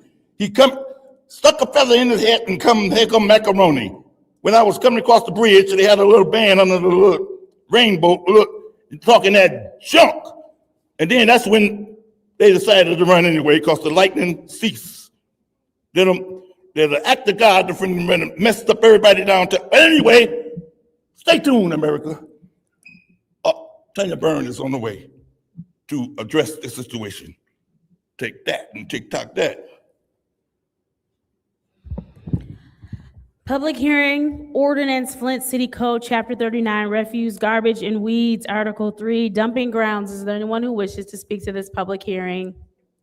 Public hearing, ordinance, Flint City Code, Chapter 39, refuse, garbage, and weeds, Article 3, dumping grounds. Is there anyone who wishes to speak to this public hearing? Public hearing, ordinance, Flint City Code, Chapter 39, refuse, garbage, and weeds, Article 3, and dumping grounds. Is there anyone who wishes to speak to this public hearing? Seeing as how there's no one who wishes to speak to it, it is closed. Moving on to public hearing 26028.1.6. It's the public hearing ordinance, Flint City Code, Chapter 42, streets and sidewalks, Article 5, sidewalk construction and repair, Division 3, permits and licenses. Is there anyone who wishes to speak to this public hearing? Public hearing ordinance, Flint City Code, Chapter 42, streets and sidewalks, Article 5, sidewalk construction and repair, Division 3, permits and licenses. Is there anyone who wishes to speak to this public hearing? Public hearing ordinance, Flint City Code, Chapter 42, streets and sidewalks, Article 5, sidewalk construction and repair, Division 3, permits and licenses. Is there anyone who wishes to speak to this public hearing? Seeing as how there's no one who wishes to speak to this public hearing, it is now closed. Moving on to the next public hearing, ordinance, public hearing 26028.2.6, which is ordinance, Flint City Code, Chapter 42, streets and sidewalks, Article 2, applying oil chemical substances upon streets. Is there anyone who wishes to speak to this public hearing? Public hearing ordinance, Flint City Code, Chapter 42, streets and sidewalks, Article 2, applying oil chemical substances upon streets. Is there anyone who wishes to speak to this public hearing? Public hearing ordinance, Flint City Code, Chapter 42, streets and sidewalks, Article 2, applying oil chemical substances upon streets. Is there anyone who wishes to speak to this public hearing? Seeing as how there is no one who wishes to speak to this public hearing 26028.2.6 is closed. Moving on to public hearing 26028.3.6, which is a public hearing ordinance, Flint City Code, Chapter 42, streets and sidewalks, Article 6, snow removal vehicles. Is there anyone who wishes to speak to this public hearing? Public hearing ordinance, Flint City Code, Chapter 42, streets and sidewalks, Article 6, snow removal vehicles. Is there anyone who wishes to speak to this public hearing? Public hearing ordinance, Flint City Code, Chapter 42, streets and sidewalks, Article 6, snow removal vehicles. Is there anyone who wishes to speak to this public hearing? Seeing as how there is no one who wishes to speak to this public hearing, it is now closed. Moving on to our final public hearing of the evening, 26028.4.6, public hearing ordinance, Flint City Code, Chapter 49, weights and measures, Article 2, sale of gasoline and motor fuel. Is there anyone who wishes to speak to this public hearing? Public hearing ordinance, Flint City Code, Chapter 49, weights and measures, Article 2, sale of gasoline and motor fuel. Is there anyone who wishes to speak to this public hearing? Public hearing ordinance, Flint City Code, Chapter 49, weights and measures, Article 2, sale of gasoline and motor fuel. Is there anyone who wishes to speak to this public hearing? Seeing as how there is no one who wishes to speak to this public hearing is now closed. That is the end of all public hearings. It is now time for public comment. Members of the public who wish to address the city council or its committees must register before the meeting begins. A box will be placed at the entrance to the city council chambers for collection of registrations. No additional speakers or slips will be accepted after the meeting begins. Members of the public shall have no more than 3 minutes per speaker during public comment, with only one speaking opportunity per speaker. First public speaker, Madam Clerk. First speaker is Michael Quinn. I believe he left. Next public speaker, Madam Clerk. R.L. Mitchell.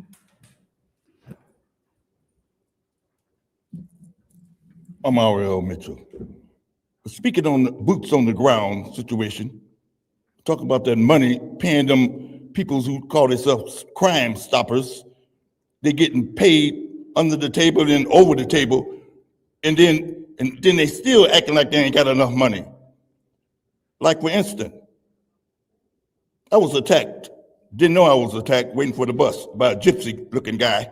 He said some choice words to me when he tried to do something to my neck. But I reached and he missed me. Then he went and stood in front of the city hall. Then I was waiting for the bus. Then I looked at this young man about 18 years old walking down the street.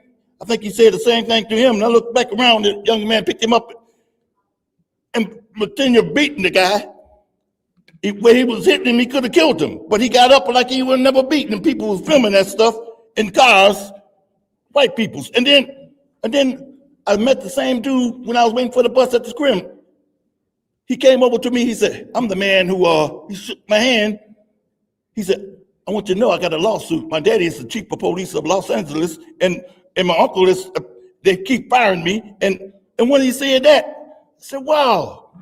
And I know he says he sued so more than thousands of dollars. That's why and 6 more white dudes, policemen, I think they were right in front of him, walked and had a girl on their face. They walked across the bridge as he went. And then when I come up here today, Chief Green busted out of the mayor's office. I didn't know that was him. I thought he was coming on the elevators. He coming up with me. Then he turned around and tried to get in the side door. I had a crippled man on the east side trying to get upstairs. He ain't come up here yet. Fell down one of them holes in Miss Fields' properties. And he only 51 years old. He got a long beard. I didn't know he was that old. And I think them policemen done checked Officer Green down there because they do some crazy stuff in Los Angeles. The dude done sued the police department over $100,000. The dude, a gypsy-looking guy. He was going in the garbage. And I said, what you doing to that man? Don't be doing the homeless poor man like that. And his buddies, they were anyway, that's what's going on in Flint. Chief Green done got jumped on by the peoples in Los Angeles, him and the mayor, and they don't want to tell nobody, trying to fight somebody to the bunny trot. And only people who can straighten it out is Tanya Burns, and stay tuned, she'll do the rest. Next public speaker, Madam Clerk. The next speaker is Grace Taylor.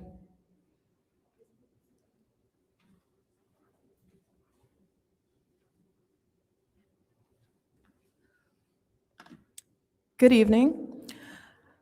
The last time I was here, I said that I would submit some information. Tanya Burns, Councilwoman Burns, you had asked me for additional information.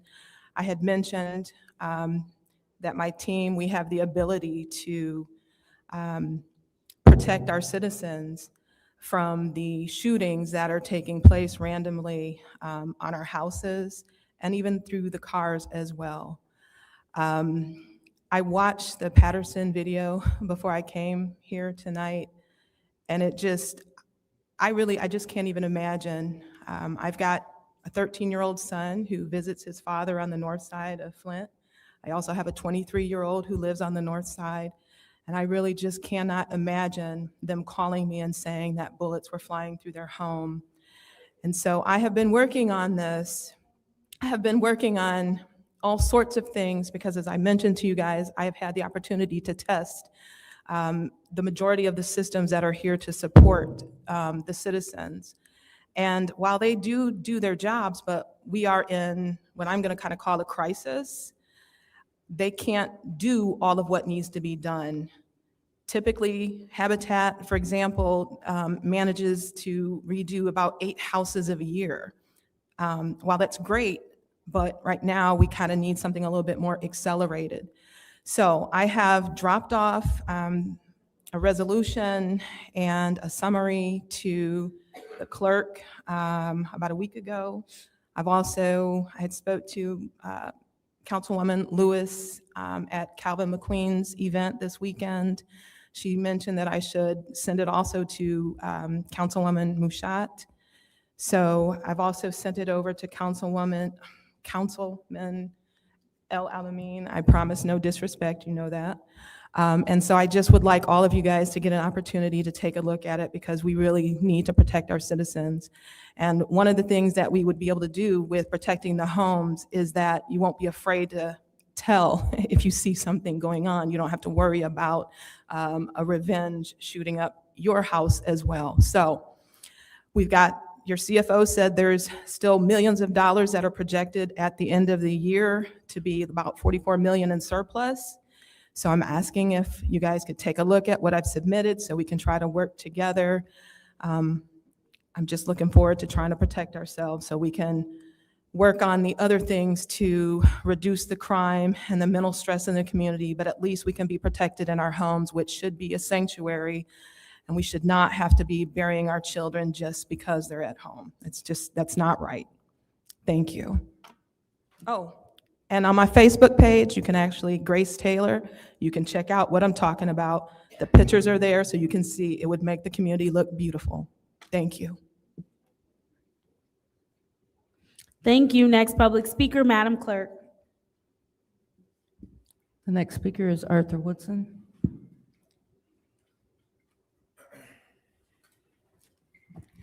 Good evening. If I was on council, I would have called a special council meeting to have that discussion that you all had in special affairs with the community, so that after you all got done talking, the organizations, the people could come up and address the council instead of having to address you one at a time. I would have asked my colleagues to come in and let's all address the community at the same time. I sat down with a group of Black business owners. They are starting their own group dealing with public safety, and in this Black business group, they had a meeting with law enforcement, U of M, City of Flint, Sheriff Department. And one of the things that they came up with was, good evening, council. I am asking the council to consider developing an ordinance addressing people wearing ski masks, sometimes called poo-shiesty masks.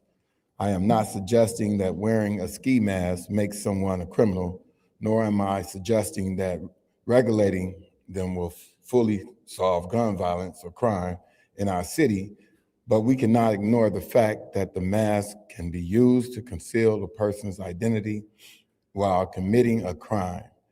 We have seen surveillance photographs and videos where individuals suspected of shootings, robberies, and other crimes have their faces almost completely covered or concealed, making identification more difficult. Flint would not be the first city to address this issue. Philadelphia has already taken steps to address this. The city passed a law restricting ski masks in certain public places like schools, recreation centers. They have come up with a whole lot of other different things, but they are not one of the organizations that have came down before. So you would want to open the floor, because the deal is the people does not respect some of the organizations that's already here. And it's not grassroots, and it's not people that they deal with every day. It's not people that know them. It's not people who know what they are saying. Councilwoman Lewis, I understand you want to be proactive with your ordinances and everything, but it's a duplicate service, because GHS does all the things, or supposed to do all the things. When the kid get expelled out of school, they're supposed to be able to send them over to GHS at the NCE, which is the Neurobehavioral Center of Excellence. We have things in place already. It's just that a lot of things has to be enforced, and a lot of things has to be used. The communication has to be there, and you have to know about the things that we already have before doing new things, because you can't keep on throwing money at the problem. Thank you. Madam Clerk.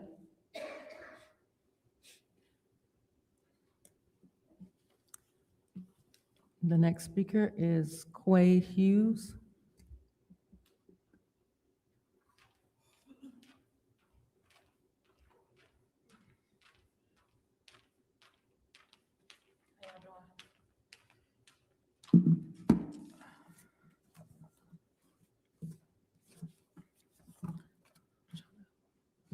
Try to make this quick. I got 3 minutes. This is my first time doing this. You ready? Okay. I'm here on behalf of myself. I normally don't even come in large rooms like this, but I have to, because I'm one of the people that have my boots on the ground. I worked at Club Sunoco. It was a very bad gas station. They was ready to put the locks and the chains on this gas station before they got me. The year that they got me, I worked from 11 o'clock in the morning to 11 o'clock at night. My fours never seen my fives, and my fives never seen my fours. And that was one of the places where all the kids came. I am a true leader, but to be a leader, you have to lead. And I never knew why God wanted me at that gas station. I met so many kids. The rallies that we are doing are not going to help these kids. These kids, I reached out to kids that are gangbangers. I'm bringing some of the things that they said to me. These little meetings, is not what is going to get it. These kids are hurting because you have went over here and shot here. You have went over here and shot here. It is not going to stop unless we all work together as a team. All of y'all up there are leaders. I don't know who go to church and who don't, but I met you today. You told me you bouncing from church to church. Already you cannot be a leader if you are bouncing church to church. I do not know if you have a church, you have a church, you have a church, you have a church, you have a church, you have a church, you have a church, I have a church. I attend Victoria's Word. The kids that had the ski mask that cannot come outside, I send them the links to my church. Nobody is sitting down, and parents play a part as well. Their part is major, but I want to say some things that the kids are saying. Some of the kids want therapy, they want love, they want men role models. My son is 15 and he has not decided to be a part of the gang. I work just like these parents work, but because I stay grounded in my church, my son is 15 and he does not want to be a part. I had 2 gangbangers sitting behind me, and these are my friends. These are my son's friends. They told me we have to carry our guns because we want to come outside and play. But because of what my brother did or what my brother did, I can't come outside and play. The money here in the system, to me, is being wasted. I need somebody to tell me who is really, I see a lot of the guys at the schools, but what are they really doing? Neely was in a position. He was in a position, something I just seen him do, because I wanted to know, Neely or Tanya, Neely or Tanya. I had to pray on it. God told me, Tanya. Why? Neely just gave Gretchen the key to the city. I forgot exactly what day. But his daughter just got shot. Now Neely wants to do something, but you should have been did something. Because do anybody know what today is? Today is Zaire's birthday. Today is the day that Neely covered up them kids dying. That baby's birthday is today, and it is so unfair. I want his seat. I wish I wanted your seat. I wish I wanted your seat. I don't want none of y'all seat. When y'all got up and said the pledge, I said, I gotta read the room. I gotta read the room, and I read the room, y'all, and I'm not happy. Because if y'all really sit down and talk to these kids, they hurting. They tell me. I took them to a group because every time somebody died, he'd drop it in the comments. Bring this kid, y'all. I bring them kids. But them kids carry them pistols. They hurting. And I didn't want to understand. I'm taking care of 2 of my sister kids right now. I had about 6. I said, God, why did you give me so many? He saw what I could do for the work of the kingdom. Only y'all on that panel know if y'all go to church or not. But I do. My kids decided to be different, but they hurting. They are hurting. Nobody is paying attention. The rally's not going to get it. God is going to get it, but I'm going to need the mothers to equip themselves like I equip myself. My daughter is 18. She is going to Wayne State. You got the kids that can be different. You got the kids some kids can move out the city. Some kids can't. I asked my stepson, this person died. These kids connected so many dots for me today. It made no sense. It hurt me so bad because they hurting. And what do we have in the schools? Who is actually in the schools? I asked the kids, do y'all even have the conversations with me that y'all have with your mothers? They said, no, it's not just y'all. They always say it starts at home, and it does. It's my friends' kids. My friends that's worried about who behind is bigger than the next one, stomach flat. These mothers are so distracted with work. So who was at home watching the kids? And I just said, when I worked at Club Sunoco, I worked from 11 o'clock in the morning to 11 o'clock at night. So guess what? Who was watching my kids? I am a problem too. Y'all, I work 3 days a week now. I just was in the dark for 4 days. I could not pay my electricity bill, but I refuse to let my kids get in this system. Y'all, it is hard. These kids need help. I need to work more than 3 days, but I can't. Today, me and her almost got into an argument. That's why I'm here. I'm like the parents that's scared to come up, right? I said, why don't nobody recognize me? Why? Because I don't got the money that everybody want me to have. She wasn't even going to have a conversation with me. We almost got into it. And when I asked her, what is it you do? But keep in mind, she had my hands, she had my kids. She knew every last one of my kids. Let me tell you how she did me today. Excuse me, I don't want to cut you off, but she wanted my just vote. give me 1 second. She wanted my vote. Right, but let me tell you, I don't want to cut you off, but there is a time limit. I understand your frustration, which is why I let you keep going. I do need to get to the next public speaker, but I will come talk to you myself if you stay here. Can you talk to me today? I will come talk to you today when this meeting is over. If you stay to the end of this meeting, I will come talk to you. Important? I will. Is that important? I will come talk to you. Thank you so much. Next public speaker, Madam Clerk. The next speaker is Pamela Hawkins.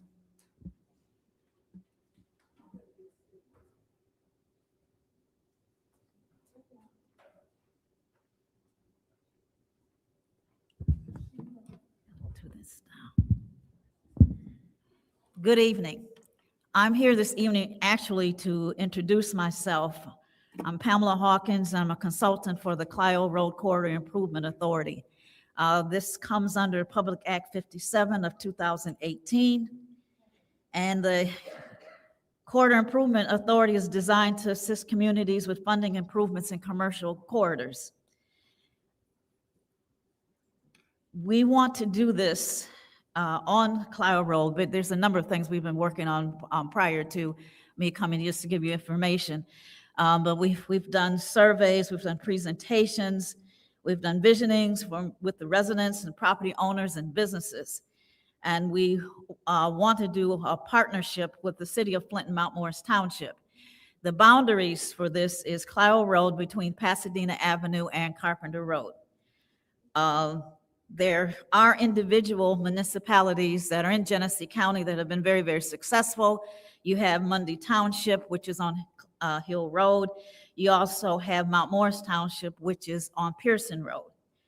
Other municipalities that have partnerships in Michigan, which would be what we would do with the partnership we'd like to do with Mount Morris Township and the city of Flint.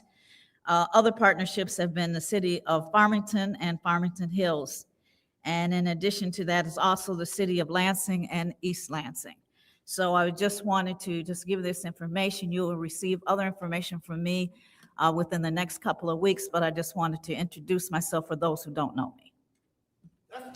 Thank you. Next public speaker, Madam Clerk. Next speaker is David Peachy. I believe he left.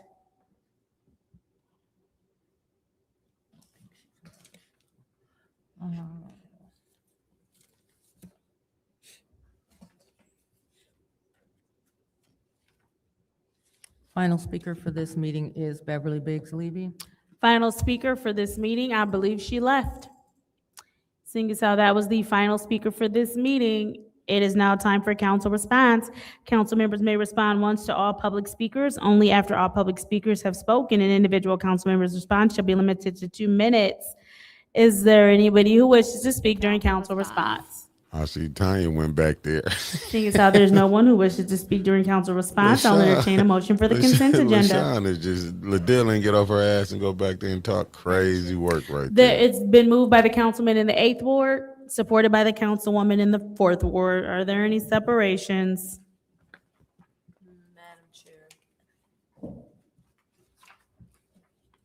Madam Chair. Councilwoman Priestley. 260297. 260297. Are there any more separations? Madam Chair. Councilwoman Winfrey Carter. 260262. You said 262. Give me 1 second. I have to find the 062. page. 9. Thank you so much. Are there any more separations? Seeing as how there are no more Mercy. separations, the consent agenda will include 260269.1, 260293, 260294, 260295, 260296, 260298, 260306, and Politics all at its of finest. the ordinances for which there were a public hearing. Roll call, Madam Clerk. And of course, all of our meetings and minutes and communications. Roll call, Madam Clerk. Dr. Lewis, Yes. Ms. Johnson, She back there trying to figure that out. Ms. Priestley, Yes. Who was that woman? I have no idea, brother. Yes. But what I've been saying, if you're not talking to the people, that's where the shooting Yes. is at. So all these organizations, that's just a money Yes. grab. Mr. Alamin. All of them should be ashamed up there who Yes, voted no, for no. that nonsense. Vote is 7 yes, 0 no. The consent agenda. All of those are approved. All those items are approved. Moving on to 260262, approved sub-recipient agreement, Soberhood opioid remediation services. What is the pleasure of the body? Madam Chair, Councilwoman Priestley. motion to approve. There's a motion to approve. Is there support? Moved and properly supported. Is there discussion? Yes, Madam Chair. I separated this. I see that the young lady is here for Sober House. And I wanted to bring her up, Madam Chair, Soberhood, I'm sorry, Soberhood, through you, Madam Chair, to, If we could have you join us at the lectern.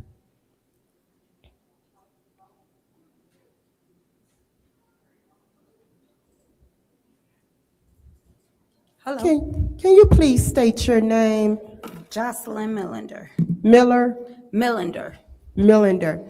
Miss Millender, I just want you to state again what this money is going to be used for, not just because, I want the residents to know. Okay, so Soberhood has 3 initiatives. One of them is outreach. So we go out into several neighborhoods in Genesee County to actually pursue. We target women that have been victims of human trafficking, sexual exploitation, and domestic violence. So we offer them food, hygiene bags, and resource navigation.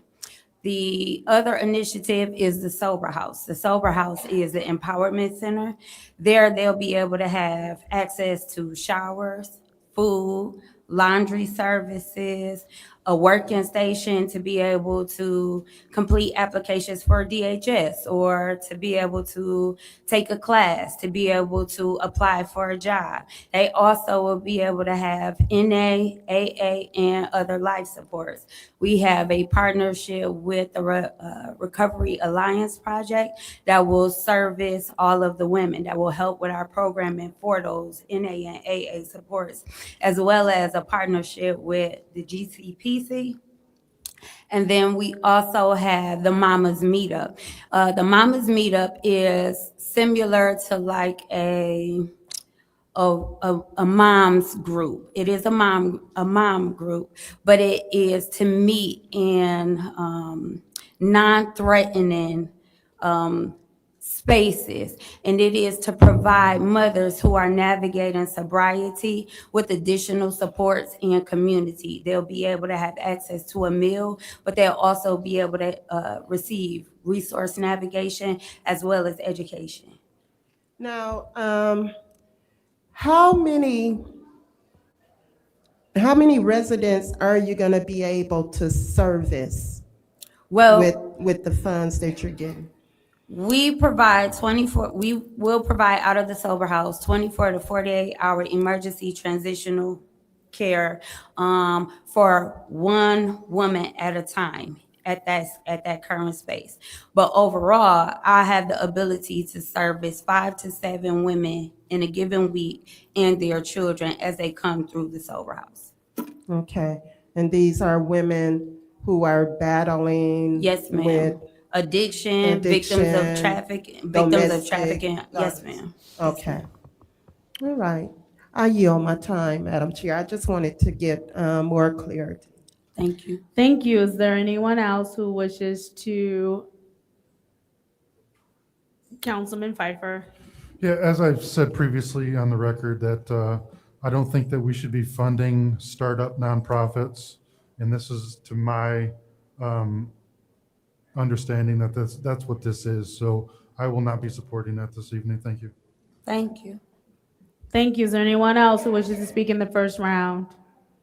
Thank you. It is my understanding, because you've shared with us, I'll go ahead and take my time. It is my understanding, because you've done a presentation, you've shared your work that you've done, the work that you've been acknowledged for, that you've been doing this for quite some time. If you could please share that work again. Just this past Saturday, I serviced probably over 250 children through a partnership with Prison Project in my local church, New Creation Church of God. We gave out over 207 book bags. We provided resources for the community through GHS, Consumers Energy, several agencies, ORN, just to be able to provide resources for the community. Like I said, every third Saturday of the month, I currently go out into the regencies, travel in, we provide outreach there as well. And I also serve in my local church. I've been doing this work, and I also take care of the transition care for Prison Project, which is the only agency in the state of Michigan that services minor girls that have been trafficked. This is the work I do every day. All right, thank you. I think, what's going on with the time?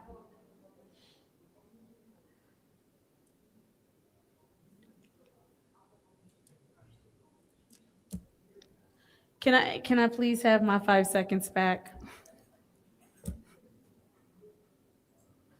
3:45.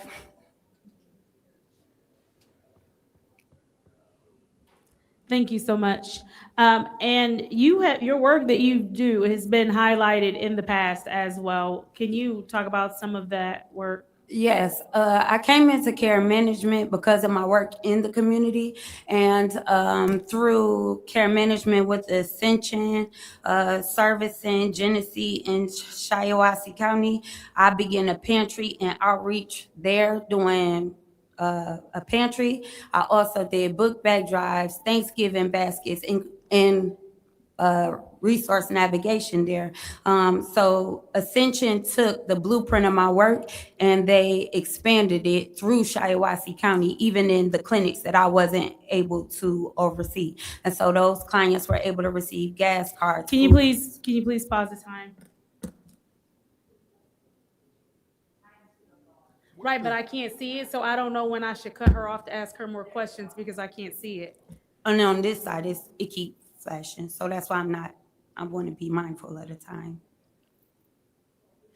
Go ahead. What I'm saying is, like, I don't know when to cut you off because I can't see on my end. Go ahead. And on my side, it keeps shutting off. So, but yes, I have, the work that I've done has been duplicated.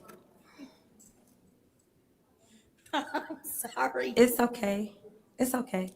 Just the work that I've done, it's been duplicated. Just let me know when I have a minute. Go ahead. Go ahead.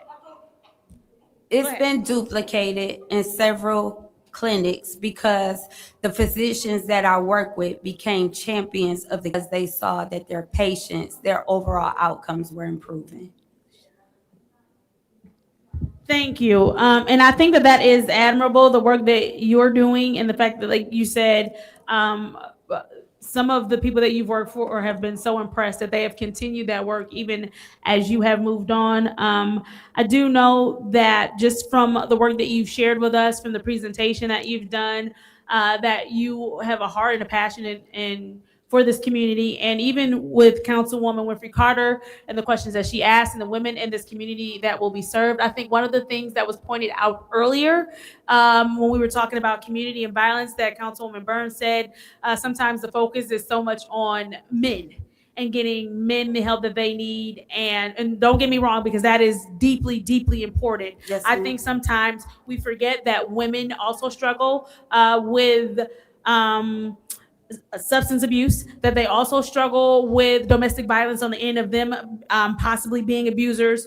And so I think that the work that you do is important because there's a whole section of our community that sometimes gets lost in the fact that therapy is needed for that section of our community as well. Opioid services and help is needed for that section of our community as well. And so I do want to commend you on the work that you are doing. I am in support of you and your project and the people in our community that it will reach, that sometimes people forget that women are more than just mothers, that they're more than, daughters, sisters, friends, and that there's a large part of our community where you have women who, for whatever the reason, whatever they may have encountered in life, they do not have it all together like women are often portrayed as having or expected to. And so I do thank you for the work that you are doing with women in the community.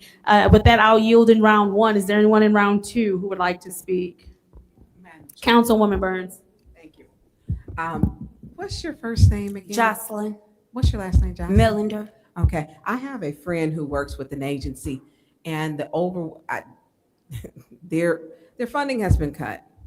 And one of the issues, literally, she was on call and getting the calls, the mental health issues, the drugs, the trafficking.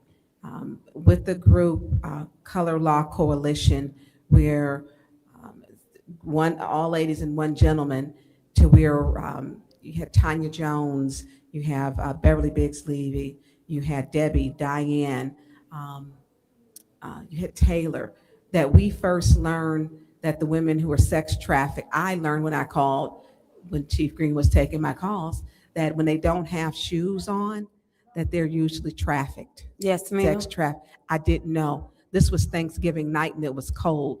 Tanya Jones took her boots off and gave them to a lady that was in the house that burned down on Detroit Street, the Victorian home where the 3 stories had burned down.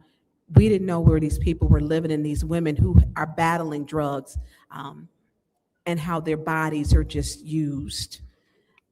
It's something that's needed, and I get, it's a new program, but you've got some experience, and we have such an overwhelming need that I don't think people really see it, because these people don't want to be seen. They don't want to be seen. They live in buildings that we drive by every day, and there are women, and there are even some children. Usually we can get the children out. A woman has a child or children, but it's the embarrassment of just, I need help. And that's where we have to start taking that cloak of embarrassment off to help the people. Does your group go out and do like the work to where they are? Yes. I was going to say that I understand that my program is new, but whether I had my organization or not, I would still do this work, because a big part of what I do is servicing minor girls that have been trafficked. Yeah. And I think, like you said, there is so much misinformation about what victims of human trafficking look like, that when you see girls or when you encounter women that have actually been trafficked, a lot of times we miss the cues. We don't know what that actually looks like.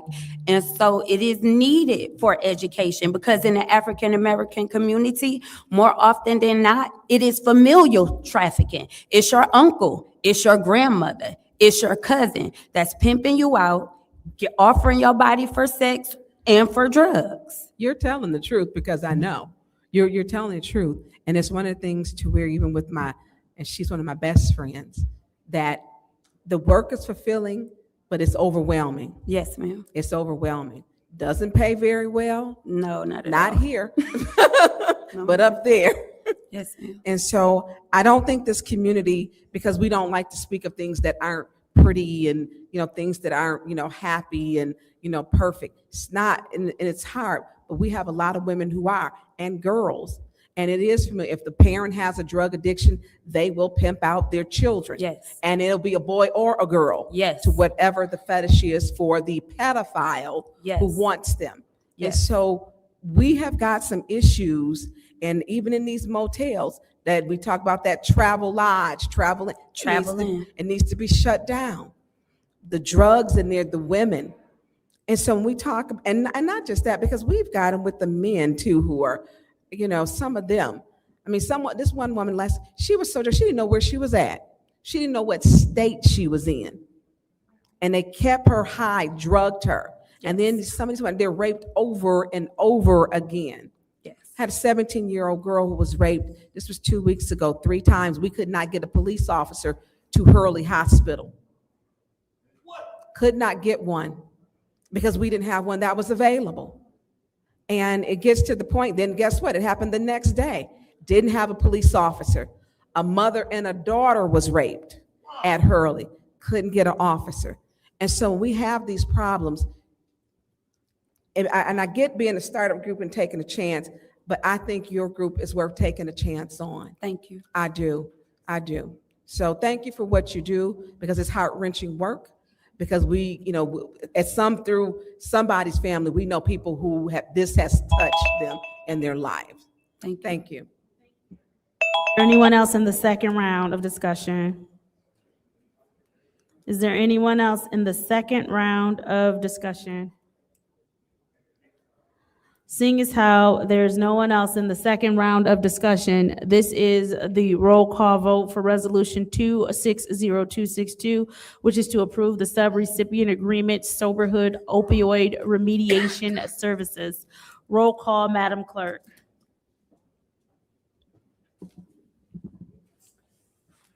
Ms. Johnson, Yes. Ms. Priestley? Yes. Ms. Winfrey Carter? Yes. Ms. Burns? Yes. Ms. Mashat? Yes. Mr. Pfeiffer? Mr. Jarrett? Yes. Mr. Alamin? Yes. Dr. Lewis? Yes. And the vote is 8 yes, 1 no. The vote is 8 yes, 0 no. 8 yes, 1 no. The Resolution 260262, approved subrecipient agreement, Soberhood Opioid Remediation Services, has been approved. Moving on to Resolution 260297, contract this Trio all Paint General politics, Contractor Mark. Services. What is the pleasure of the body? Madam Chair, Councilwoman Priestley. motion to approve. There's a motion to approve. Is there support? It's been moved and properly supported. What the hell?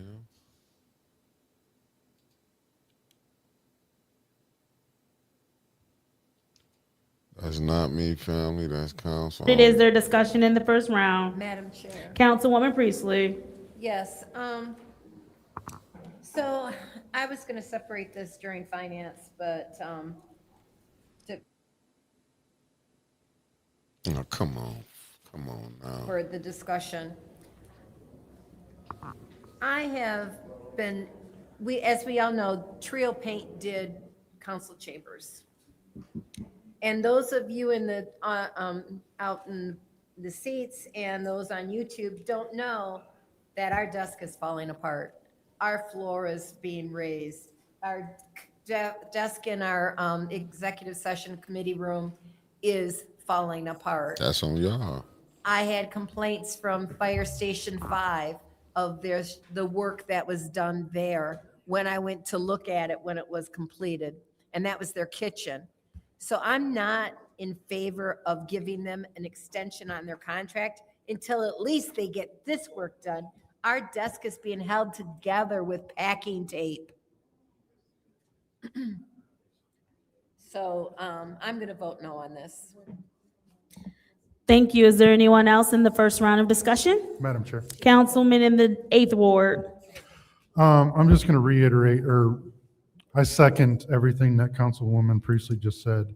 During the first couple years of our tenure, or this tenure of this current cycle, I worked hard to make sure that this chambers got renovated.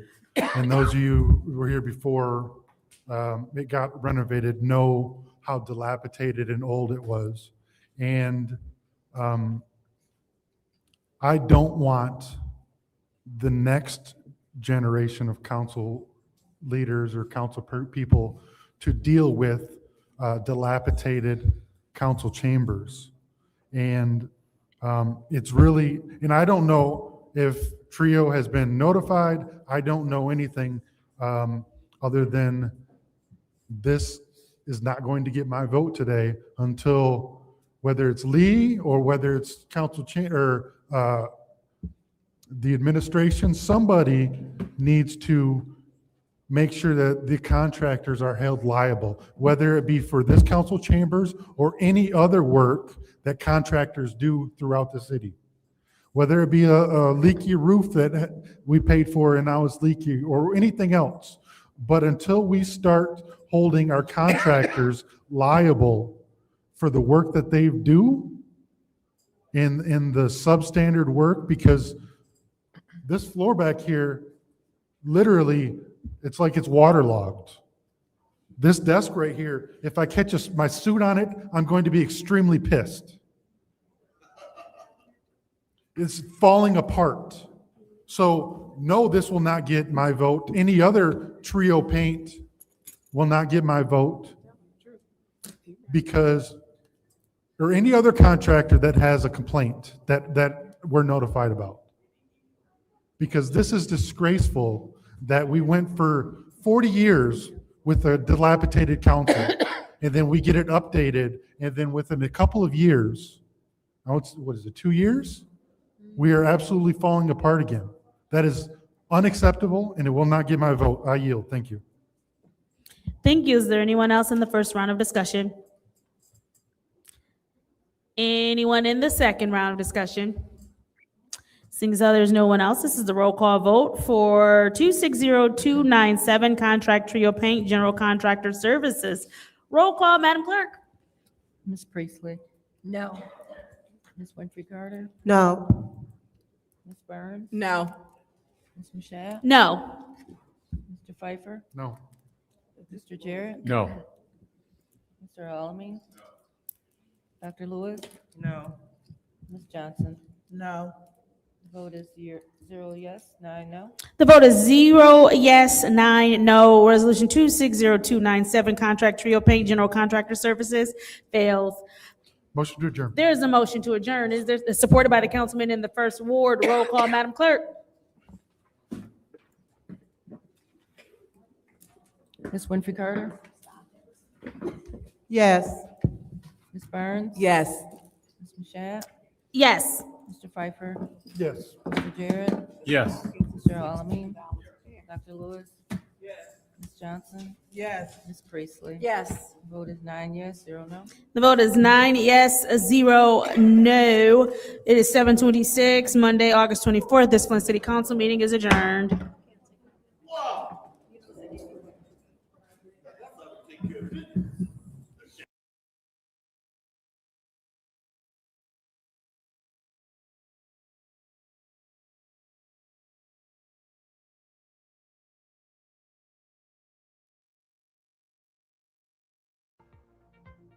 I am voting for Joe Arnold because, in my opinion, he has what it takes. The foundation has already been established as well as being tested.